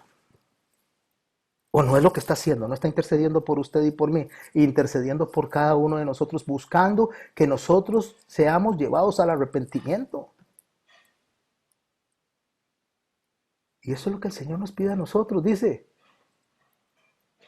Pero que si no obedecen, dice, si obedecen a la injusticia, ¿cuál es la injusticia? Ser diferentes a lo que Jesús nos dio. Tribulación, escuche, y angustia sobre todo ser humano que hace lo malo, al judío primeramente, o sea, a los judíos, y al griego también. A todo mundo lo alcanza el castigo. A como a todo mundo le puede alcanzar. Digo, todo mundo, no estoy hablando en totalidad, sino estoy hablando en categoría, no importa quién sea, la misericordia le puede alcanzar. Al judío primeramente y también al griego. Pero gloria y honra y paz a todo aquel que hace lo bueno. Al judío primeramente y también al griego. Pero pastor, usted no me está diciendo que no es por obras para que nadie se gloríe. No, porque es que esto es una reacción después de haber sido salvados. Una vez que usted y yo somos sellados por el Espíritu Santo, la única evidencia que vamos a tener de ser salvos es que hagamos lo correcto. El Señor dijo, por sus frutos los conoceréis. Porque no hay acepción de personas para con Dios. O sea, no importa si usted es judío o si usted es griego, una vez que el Señor lo selle y lo salva, usted tiene y yo tengo que hacer lo que Dios me demanda. ¿Como quién? Como Jesús. Como Jesús. Ahora viene una pregunta y ustedes me van a hacer una pregunta y me van a decir, no, pastor, pero entonces esas personas que ni leen la Biblia, miren, no abren la Biblia para ver qué es lo que Dios quiere, no leen la Biblia. No abren la Biblia. No buscan al Señor, no oran al Señor. ¿Cómo van a saber que están haciendo lo incorrecto? No hay excusa para nadie, dice Pablo. Nadie tiene excusa. El que no abran la Biblia, el que no hablan la palabra, no les da excusa. Como no le daba excusa a los circuncisos y a los incircuncisos, creer que porque se sabían la Torah de memoria, eso los ponía en mejor posición que los otros. No hay excusa, porque no es eso lo que Dios puso en nuestros corazones para decirnos que somos salvos. No es eso lo que Dios puso. Dios puso la palabra para que usted y yo sepamos qué tenemos que hacer para agradar a Dios. Pero lo que puso en nuestra cabeza para decirnos a nosotros y decirnos que ya tenemos que hacer lo correcto se llama conciencia. Leamos el verso 12. Porque todos los que sin ley han pecado, ¿qué es sin ley? Sin leer esto. Antes la Torah y hoy toda la instrucción. Sin ley también perecerán. O sea, que el hecho de que no hayan leído esto, no van a decir, ay, es que yo no sabía. Señor, a mí nadie me llegó y me leyó estos creyentes, estos cristianos, en vez de hacer bloqueos, hubieran venido a casa presidencial y me hubieran leído unos 10 salmos, por lo menos diarios, para ver si me hubiera llegado. No, Señor, usted no tiene excusa. Porque sin esto, también va a ser juzgado. Dice, sin ley perecerán y todos los que bajo la ley han pecado, por ley serán juzgados. A los que saben y a los que no saben, les espera un escrutinio delante de Dios. Porque no son oidores de la ley los justos ante Dios, sino los hacedores de la ley serán justificados. ¿Cuál ley? ¿Cuál ley entonces? ¿Cuál es la ley que aplica en mí? Entonces, no, la ley era de los judíos. No, le voy a decir cuál es la ley que aplica en mí. Lo voy a seguir leyendo, pero antes de seguirlo leyendo, les invito a que vayan conmigo a Jeremías capítulo 31. Jeremías capítulo 31. Jeremías capítulo 31, verso 27. He aquí vienen días, dice Jehová, en que sembraré en la casa de Israel y la casa de Judá. Casa de Israel y casa de Judá son las 10 tribus esparcidas en el norte y las 2 tribus que se quedaron en la actualidad están ahí en Judea. De simiente de hombre y de simiente de animal. Y así como tuve cuidado de ellos para arrancar y derribar y trastornar y perder y afligir, tendré cuidado de ellos para edificar, plantar, dice Jehová. O sea, así como los castigué, así como los he puesto en situaciones difíciles, también los voy a levantar. Porque Jeremías dice que Dios hiere y Dios sana. Dios castiga y Dios levanta. Sigue diciendo, en aquellos días no dirán más, los padres comieron las uvas agrias y los dientes de los hijos tienen dentera. Eso está en Ezequiel 18. Lo que está diciendo, ya nadie le va a echar la culpa. Ay, es porque mi mamá no me enseñó. Ay, es que es culpa de mi papá, es que mi papá me abandonó. Vieras que mi papá me abandonó desde chiquito y por eso yo odio a los papás y por eso es que no quiero saber nada de Dios. No, olvídese eso. Lo que él está mencionando de Ezequiel es que Ezequiel dice que Dios declara lo siguiente: el alma que pecare, esa morirá. O sea que usted no tiene culpa de lo que hace el otro, ni el otro tiene la culpa de lo que hace usted. Cada uno va a tener que responder a sí mismo. Entonces por eso dice, sino que cada cual morirá por su propia maldad. Los dientes de todo hombre que comiere las uvas agrias tendrán dentera. Dentera es que se le pican las caries. He aquí vienen días, dice Jehová, en los cuales haré un nuevo pacto con la casa de Israel y la casa de Judá. No como el pacto que hice con sus padres, el día que los tomé de su mano para sacarlos de la tierra de Egipto. ¿Cuál fue el pacto que hizo ahí? Las tablas de la ley. Eso fue lo que él puso. Él puso esto para que lo lean y sepan lo que está mal. Eso no lo voy a hacer de la misma manera.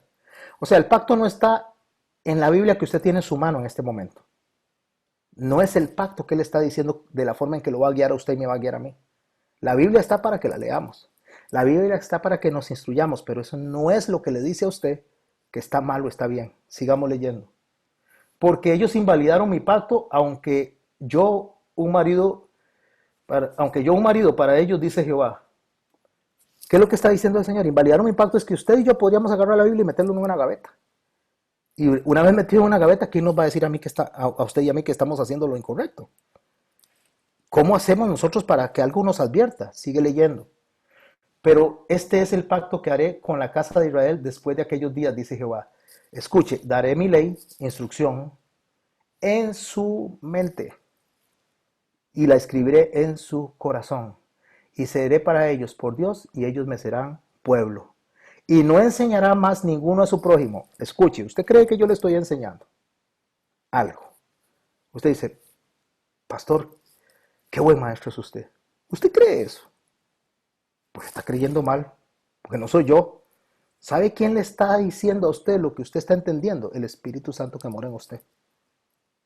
Yo puedo decir y explicar de la mejor manera del mundo que si no hay un Espíritu Santo que le dé a usted el entendimiento de usted y yo, usted no va a entender nada. Va a ser locura. Es Dios el que le está hablando a usted y reproduciendo lo que Él mandó en su mensaje y usando mi boca para que usted reciba ese mensaje, pero es el Espíritu de Dios que mora en su mente y en su corazón el que le está explicando todo lo que yo estoy diciendo. Así que no dirá ninguno, dice a su prójimo, ninguno enseñará a su prójimo, ni ninguno a su hermano diciendo, conoce a Jehová. O sea, nadie le puede decir a usted que conozca a Dios, porque nadie por la boca lo puede hacer. Usted no puede decir que usted se salva por mí, ni usted puede decir que usted salvó a alguien por usted. No es usted, ni soy yo. Es Dios que lo hace en usted, porque todos me conocerán. Todos me conocerán. ¿Sabe quién es todos? Todos. Todos es todos. Me conocerán. ¿Cómo me van a conocer? Desde el más pequeño de ellos hasta el más grande, dice Jehová, porque perdonaré la maldad de ellos y no me acordaré más de su pecado.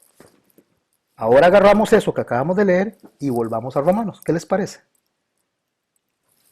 Porque dice, verso 4, porque cuando los gentiles que no tienen ley, o sea, no leen la palabra, no leen la Torá, no abren nada, y así, de esta misma manera, todas estas personas no tienen ley, dice, hacen por naturaleza lo que es la ley, estos, aunque no tengan ley, son ley para sí mismos. Si hacen lo que la conciencia dicta, entonces la conciencia los va dirigiendo, mostrando la obra de la ley escrita en dónde, en sus corazones, dando testimonio, aquí dice, su conciencia.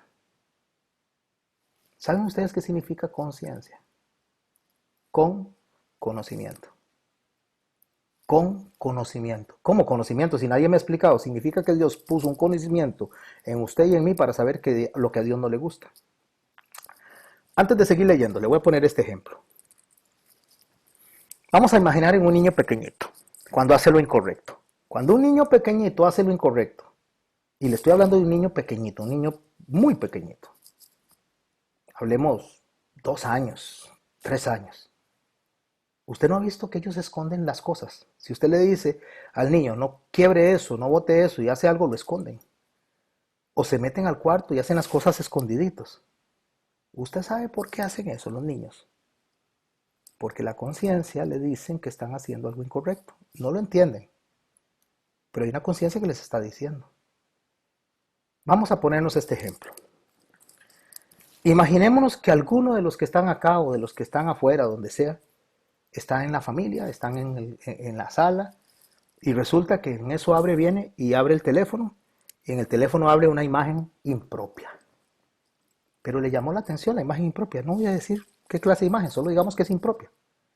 Entonces se va allá en la esquinita y se voltea de forma de que nadie lo esté viendo porque le llamó la atención la imagen impropia, o se mete al cuarto. ¿Por qué no la abre delante de todo el mundo? Si no está mal. ¿Sabe por qué? Porque sabe en la conciencia que no es correcto. Un papá. Imaginémonos un papá que ve pornografía. Yo soy grande, yo soy adulto, yo sé distinguir entre lo bueno y lo malo. Esto no me hace nada a mí. Yo le invito a ese papá o a esa mamá adulta que agarre un cable, lo conecte a su tele de la sala y lo vea con toda la familia. Vea eso con toda la familia. ¿Por qué no lo ve con toda la familia? Porque sabe que está mal. Porque sabe que eso no se hace.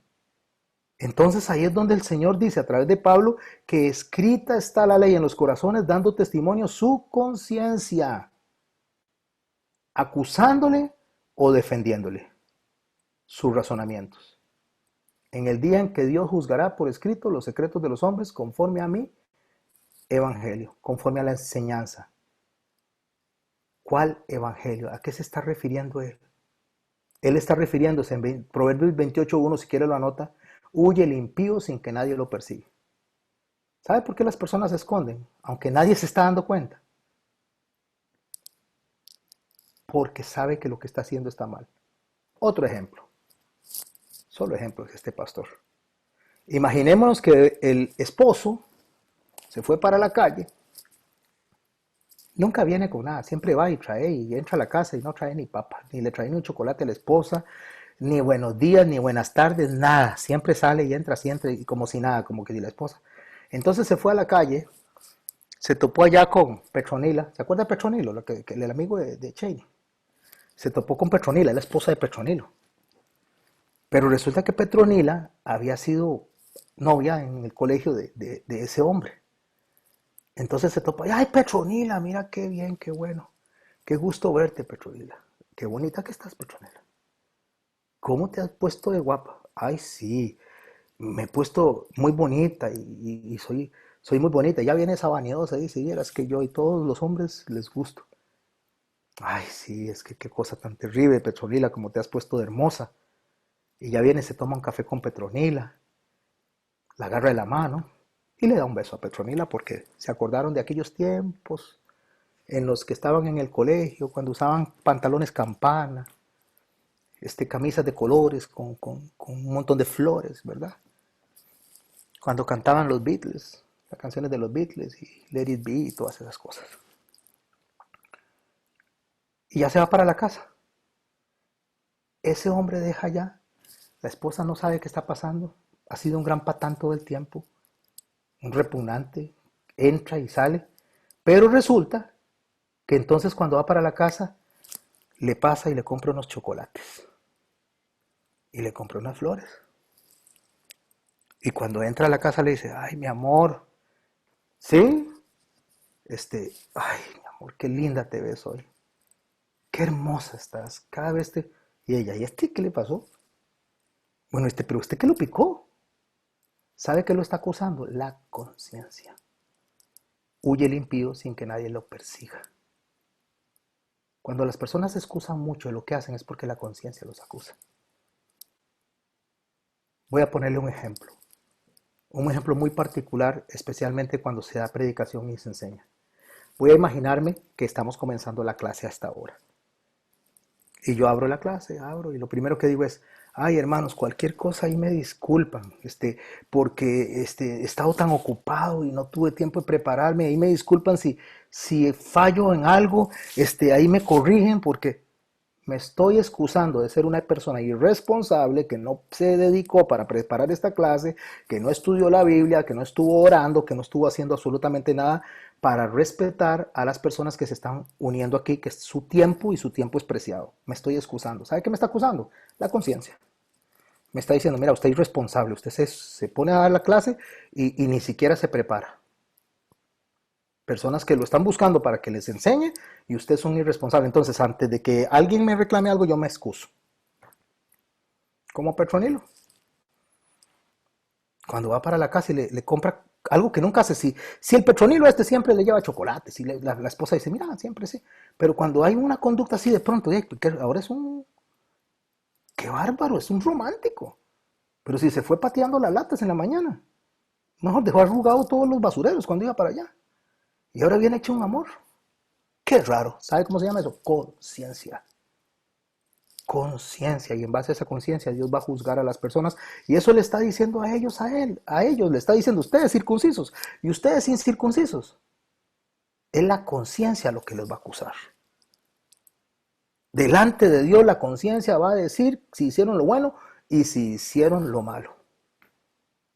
Ni siquiera es la palabra. Ahora volvámonos a este país lleno de bloqueos por todo lado. ¿Por qué? Y no estoy hablando de política, solo estoy hablando de clase. ¿Por qué de un momento a otro una autoridad deja de salir al pueblo a dar explicaciones? ¿Por qué de un momento a otro en un caos usted empieza a ver solamente a los subalternos? Porque hay una conciencia que le está acusando, le está diciendo estás haciendo lo incorrecto.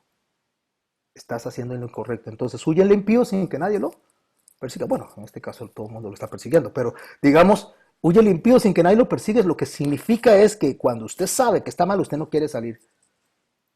¿Sabe qué hace una persona cuando le debe plata a otro y se lo topa en la calle? Cruza la calle. Porque la conciencia le dice, le debes plata. ¿Sabe qué hace una persona cuando por alguna razón ha hecho algo incorrecto y le suena el teléfono para que lo llamen? ¿Sabe por qué no contesta? Tal vez porque está ocupado. Pero a veces, y la mayoría del tiempo, es porque no quiere que le reclamen algo porque sabe que hizo lo incorrecto. Voy a ponerle este ejemplo. Volvamos a Petronilo. ¿Ok?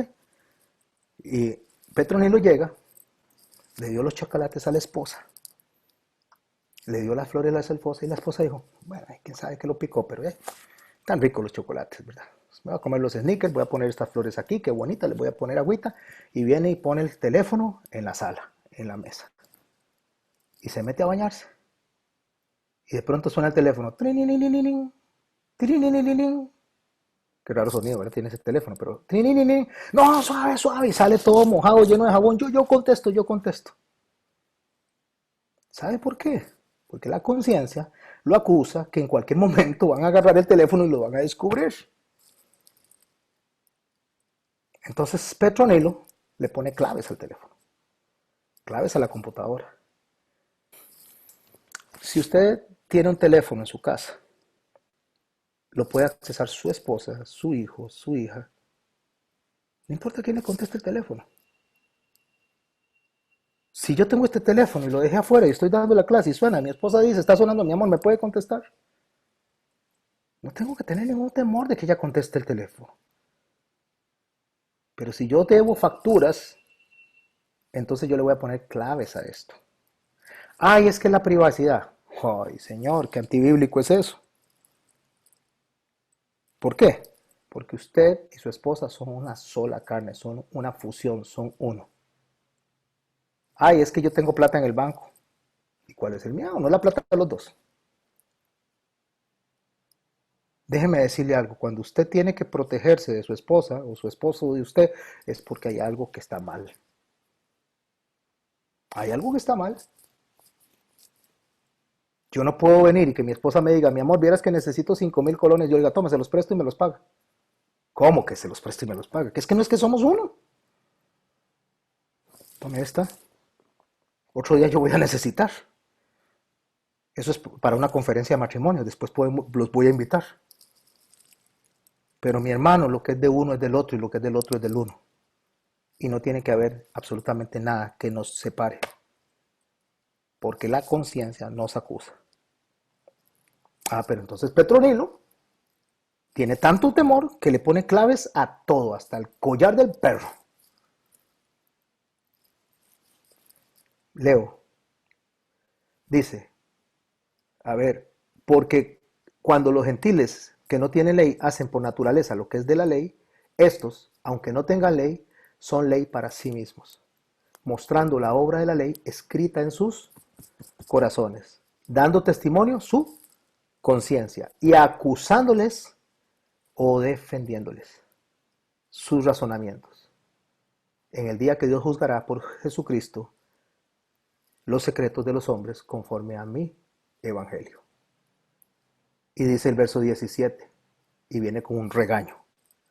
¿A quiénes les está regañando? Escuche que está hablándole a los circuncisos. Pero escuche lo que le dice a los circuncisos. ¿Quiénes son los circuncisos? Judíos. He aquí tú tienes sobrenombre de judío. ¿Cómo? Que tiene sobrenombre de judío? No entiendo, explíqueme eso, pastor. Si no son judíos. Tienes sobrenombre de judío si te apoyas en la ley, la instrucción.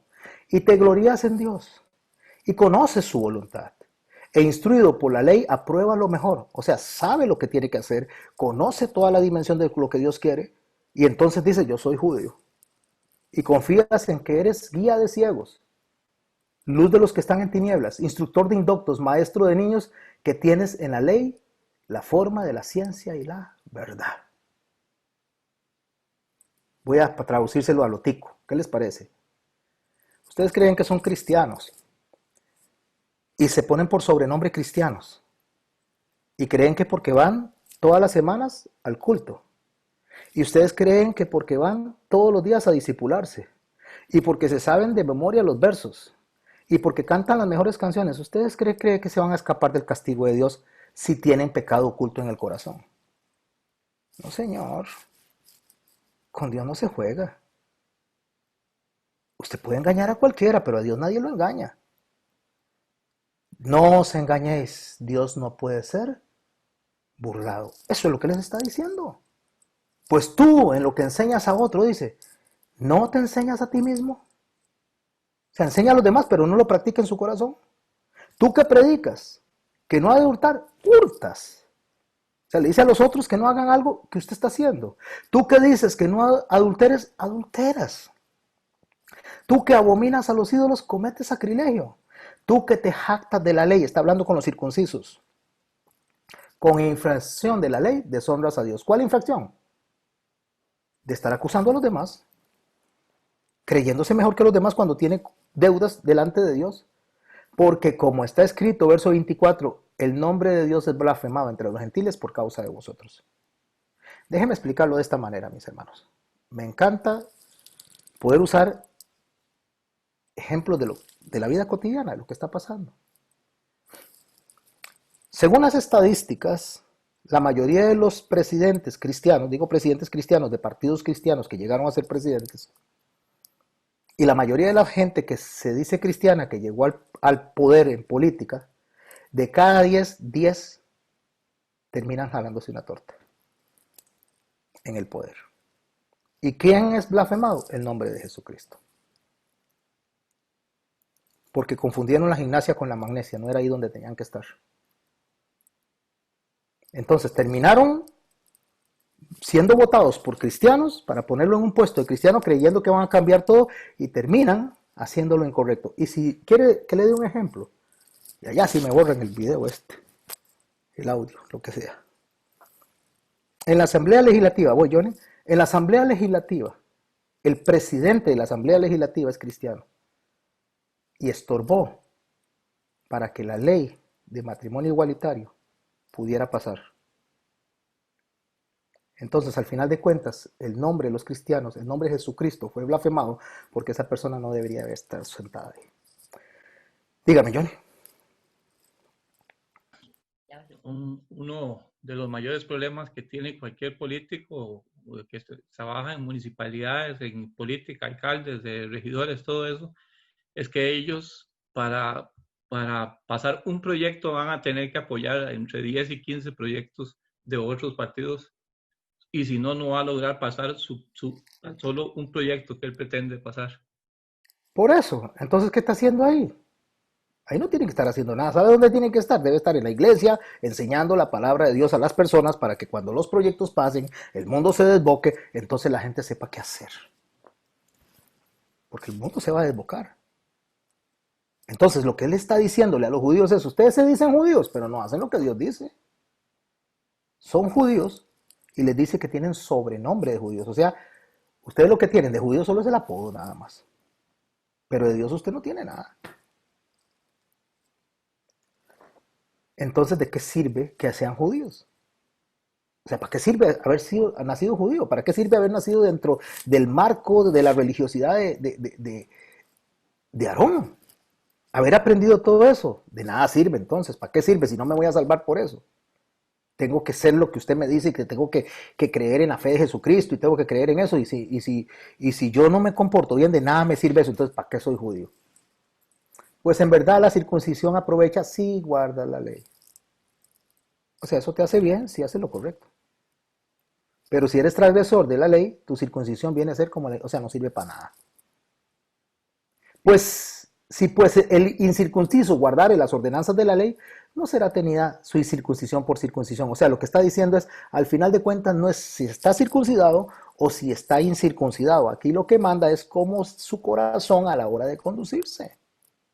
Porque es lo que va a ser examinada, la conciencia, la apariencia, ¿no? Y usted quiere que se lo diga con palabras de Jesús, porque yo sé que usted dice, pastor, usted me está diciendo eso, pero yo quiero que me lo diga Jesús.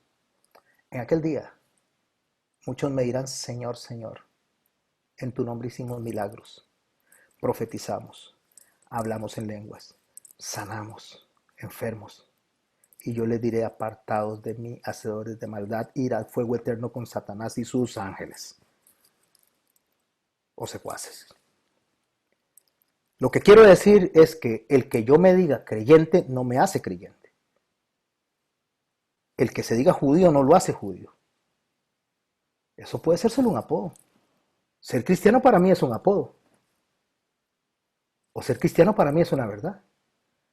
Y si Dios dice obedezcan a las autoridades, porque no hay autoridad, y las que hay han sido establecidas por Dios, porque las que hay fue Dios el que las puso, y quien se pone a esa autoridad a lo que Dios estableció se opone. Si yo entiendo ese principio, yo entiendo que Dios pone reyes y Dios quita reyes. Dios,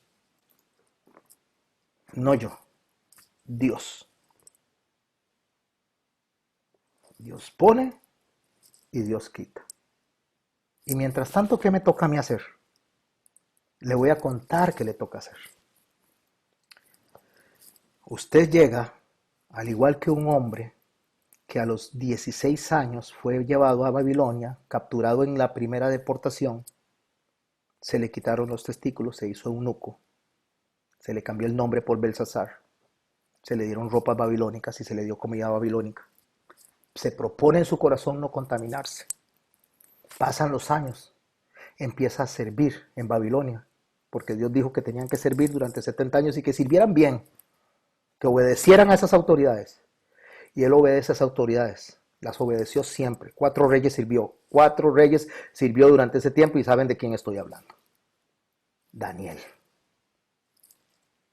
Pero vinieron unos sátrapas, le hicieron una trampa al rey y entonces le dijeron al rey, allá está aquel. Aquel está adorando a su Dios todavía y hay una orden que dice que no pueden adorar a Dios. ¿Y sabe qué hizo él?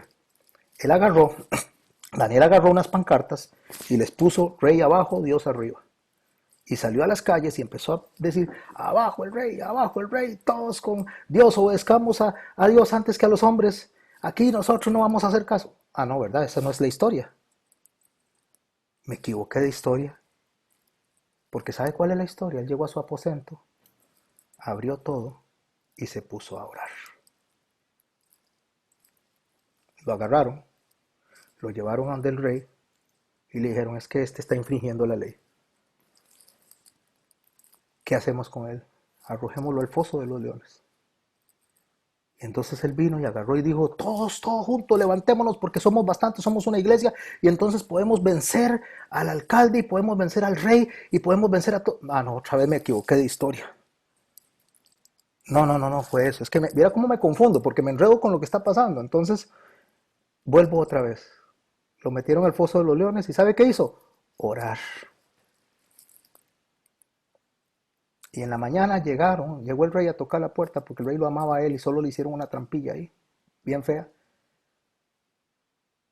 Y él dice, Jehová ató las fauces de los leones. ¿Qué hizo él? Orar. No hizo otra cosa más que orar. Entonces, ¿cuál es nuestro papel en esto? Orar, mis hermanos. Orar. Pues no es judío el que lo es exteriormente, no es decirme cristiano. Estoy leyendo el verso 28.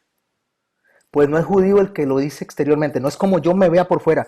Si es la circuncisión la que hace exterior, se hace solamente en la carne. Sino que es judío el que lo es en el interior. Y la circuncisión está en el corazón, en el espíritu y no en la letra. La alabanza del cual no viene de los hombres, sino que viene de Dios. Me quedan 15 minutos, no voy a entrar en el capítulo 3, porque creo que con esto tenemos bastante rica la enseñanza de hoy. Vamos a hablar ustedes y yo. Pero dentro de eso que vamos a hablar, mi pregunta es, ¿cuántos de los que están aquí, no me contesten ni me diga yo? Es una pregunta retórica, ustedes mismos se contestan. ¿Cuántos de los que están aquí se han sentido tentados de ir a apoyar a esa gente? Y decir, es una injusticia la que están haciendo con este pueblo. Es una injusticia la que están haciendo con este país. Es una injusticia la que está pasando acá. Déjenme contarles algo. No sé si ustedes vivían aquí hace 3 años. Pero resulta que hace 3 años, 4 años se levantó una bandera en Casa Presidencial que no debió haberse levantado. Después vinieron y empezaron a apoyar el gobierno ciertas agendas que ellos nunca mintieron si dijeron que la iban a apoyar. Y la mayoría de los costarricenses dijo, vamos con estos. Y vea su dedito acá y hicieron esto. La mayoría. Por algo está donde está.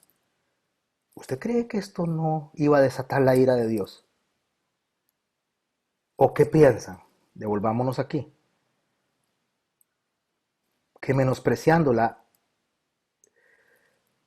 que por la dureza de tu corazón no ha arrepentido. ¿La dureza de quiénes? Del mismo pueblo que escogió. Y le voy a decir una cosa, para obtener la cantidad de votos que obtuvieron ellos, muchas personas que se dicen creyentes votaron por ellos. Pastor, pero usted se está metiendo en política. No me estoy metiendo en política, estoy ubicando a los creyentes donde tienen que ubicarse.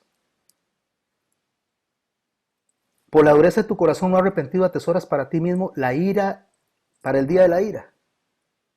O el verso 4, menosprecia las riquezas de la benignidad, la paciencia y la longanimidad, ignorando que su benignidad te guía al arrepentimiento. ¿Sabe qué es lo que tiene que hacer este pueblo? Le voy a decir qué es lo que tiene que hacer este pueblo, decir, perdón, Señor. perdón. Nos arrepentimos de haber escogido a la persona equivocada. Te rogamos tu misericordia y rogamos, Señor, de tu gracia y rogamos de tu longanimidad y de tu bondad. Daniel capítulo 9. Acompáñenme, por favor. Creo que es el 9. Y hablamos de ese hombre, ¿verdad? ¿Cómo acciona? Qué necio este pastor. Cada día nos da más versículos y no para y no termina con esta enseñanza para yo hablar. Daniel capítulo 9. También me robaron Daniel. Cada rato me quitan los libros. Creo que es el 9. Es que no me acuerdo. Ay, qué calor está haciendo, muchachos. A ver, pero ¿qué me pasó con Daniel? Es que vieras. ¿Qué dice el capítulo 9? Sí, pero es que no encuentro ni. Capítulo 9 dice. Capítulo 9 sobre el arrepentimiento de Daniel. Ajá, eso es lo que quiero leer. A ver, Sí. primero lo tengo que encontrar. Ay, ya, es que está bien marcadito aquí. Listo, ahora sí. Daniel capítulo 9. A ver, me devuelvo. Listo, ya lo encontré. ¿Cuánto me quedan? 10 minutos. Suficiente tiempo para leer esto. Daniel verso 1. Capítulo 9, verso 1. ¿Lo tienen? En el año primero de Darío, hijo de Asuero, de la nación de los Medos, que vino a ser rey sobre el reino de los caldeos, estamos hablando de un pagano que está gobernando. En el año primero de su reinado, yo, Daniel, miré atentamente los libros, el número de los años que habló Jehová por el profeta Jeremías, que habían de cumplirse las desolaciones de Jerusalén en 70 años. O sea, él está leyendo y dice, uy, mira, ya pasaron 70 años, es tiempo de ser libres, de regresar, eso fue lo que Dios dijo. Y volví mi rostro a Dios el Señor buscándole en oración. ¿Buscándole cómo? Con pancartas. Peleando. Buscándole en oración. Y ruego en ayuno, silicio y ceniza. Y escuche lo que dice Daniel. Si usted lee Daniel del capítulo 1 hasta el último capítulo, usted no encuentra nada que Daniel haya hecho incorrecto que le haya sido asignado a él, como ha pasado con otros. Nada. No encuentra nada malo que haya hecho él. Lo mismo que si usted lee la historia de María, usted no encuentra nada que se le asigne a María malo que haya hecho algo humanamente que se le recrimine en la Biblia. Ni a ninguno de ellos dos se le encuentra eso. Pero escuche lo que dice en el verso 4, Daniel. Y oré a Jehová mi Dios e hice confesión diciendo, ahora Señor Dios grande, digno de ser temido, que guardas pacto y la misericordia con los que te aman y guardan tus mandamientos. Hemos pecado, hemos cometido iniquidad, hemos hecho impíamente, hemos sido rebeldes y nos hemos apartado de tus mandamientos y de tus ordenanzas. No hemos obedecido a tus siervos los profetas. ¿Quiere hacer algo por este país? ¿Quiere hacer algo por lo que está pasando ahorita? Y lee Romanos, que dice que nos sometamos a las autoridades superiores porque por Dios han sido establecidas y lo establecido por Dios dice, ya se me hizo un enredo, que nos sometamos a lo establecido por Dios porque por Él ha sido establecido y si nos rechazamos, o sea, si nos rebelamos contra eso, a Dios mismo nos rebelamos. Romanos 13, leámoslo porque mejor lo leamos bien, para que quede bien claro. Y así Romanos capítulo 13. ¿Quiere hacer algo por este país? Entendiendo esto que está acá, le voy a decir qué puede hacer. Romanos 13. Sométase toda persona a las autoridades superiores porque no hay autoridad sino de parte de Dios. ¿Tengo que explicar eso?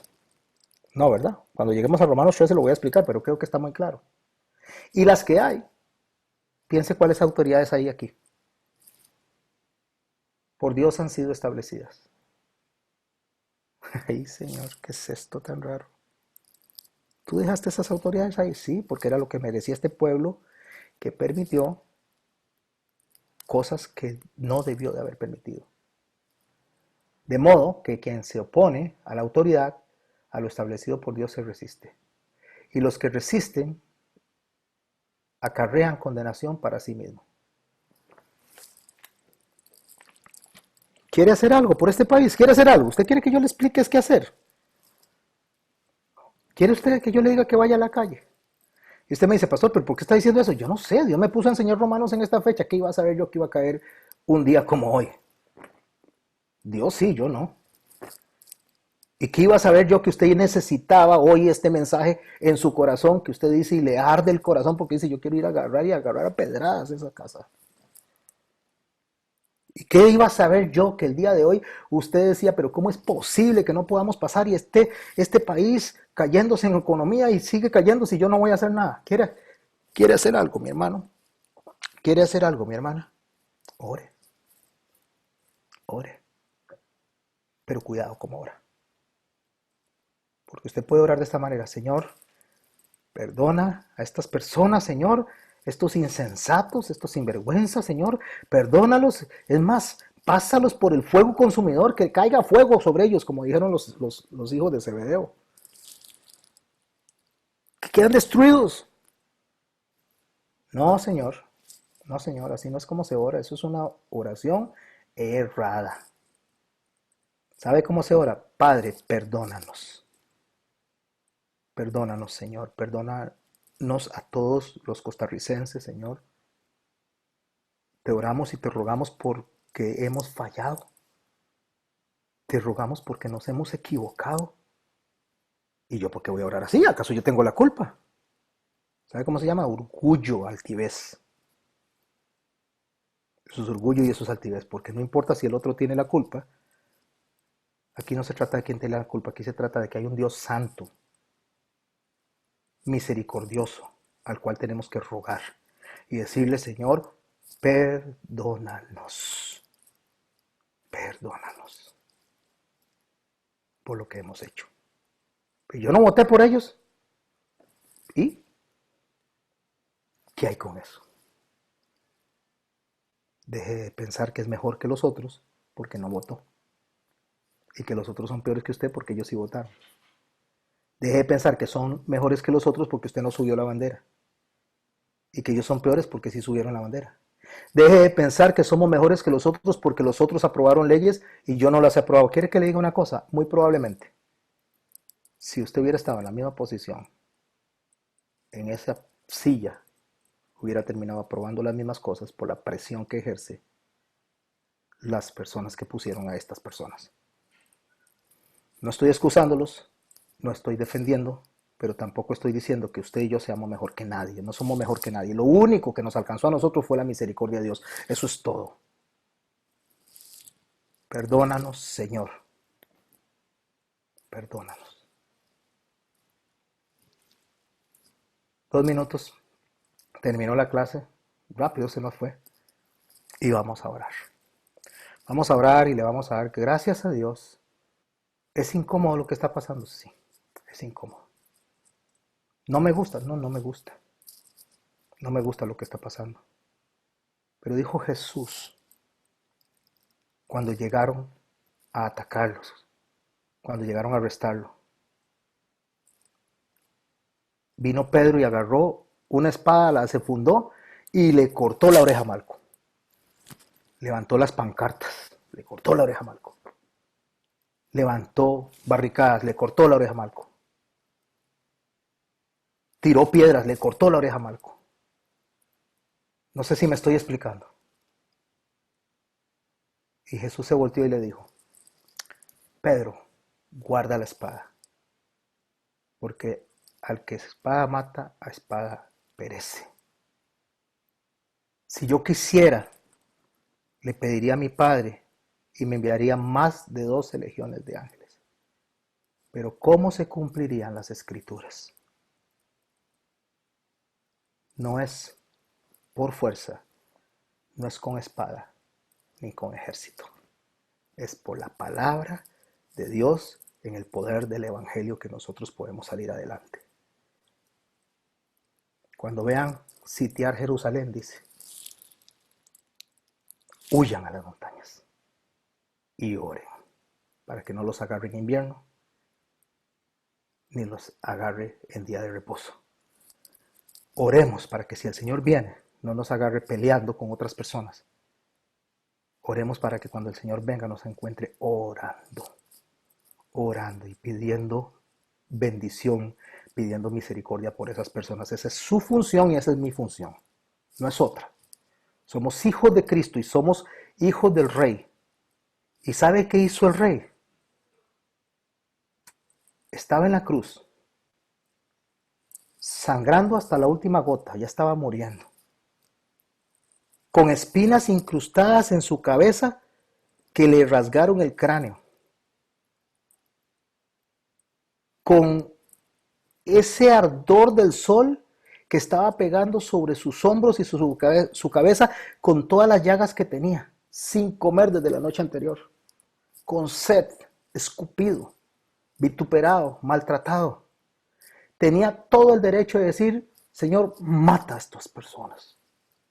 Que desciendan los ángeles y los destruyan a todos porque han pecado. Perdónalos, dice, porque no saben lo que hacen. Perdónalos porque no saben lo que hacen. Y él dice, sean ustedes como yo soy. Sean como yo. Imítenme a mí. Sean a la estatura del varón perfecto. Oremos. ¿Sí? ¿Qué les parece? Oremos. Démosle gracias a Dios y pidámosle de su bendición y pidámosle de su dirección, mis hermanos. Porque no nos llamemos judíos de apodo. O sea, no se diga que es cristiano. Compórtense y comportémonos como cristianos. Y los cristianos somos pacificadores, bendecimos, oramos e intercedemos por los enemigos. Eso hace un cristiano. Padre, en el nombre de Jesús, te doy gracias, Señor, por esta noche. Te doy gracias, Señor, por haber preparado esta enseñanza para nosotros. En un tiempo en el que Pablo le hablaba a personas igual que hoy día tenemos que hablar nosotros, Señor. Personas que se creían mejor los unos que los otros por lo que hacían. Personas que veían como menos a los demás por lo que los otros hacían. Y ahí viniste a donde cada uno de ellos y les dijiste que eso no es ser de Cristo. Que ser de Cristo es haber sido alcanzados por misericordia, por su perdón. Ayúdanos a entender, Señor, que somos privilegiados, Señor, porque viniste a nuestras vidas. Y podemos enfrentar las aflicciones, podemos enfrentar las persecuciones, podemos enfrentarlo con tu corazón, con el mismo sentir que hubo en ti, que siendo Dios no escatimaste ser como Dios, sino que te despojaste de estar en el trono para venir a la tierra y morir en una muerte en cruz. Y en lugar de acusar, en lugar de maldecir, bendeciste, Señor. Y aún más, intercediste por quienes te crucificaron. Cuando dijiste, perdónalos porque no saben lo que hacen. Qué insensatos somos. Nos decimos cristianos. Nos decimos hijos tuyos. Y nos comportamos igual que nuestros enemigos. En el nombre de Jesús, bendícenos. Y te damos gracias, Señor, una vez más. Amén. Amén.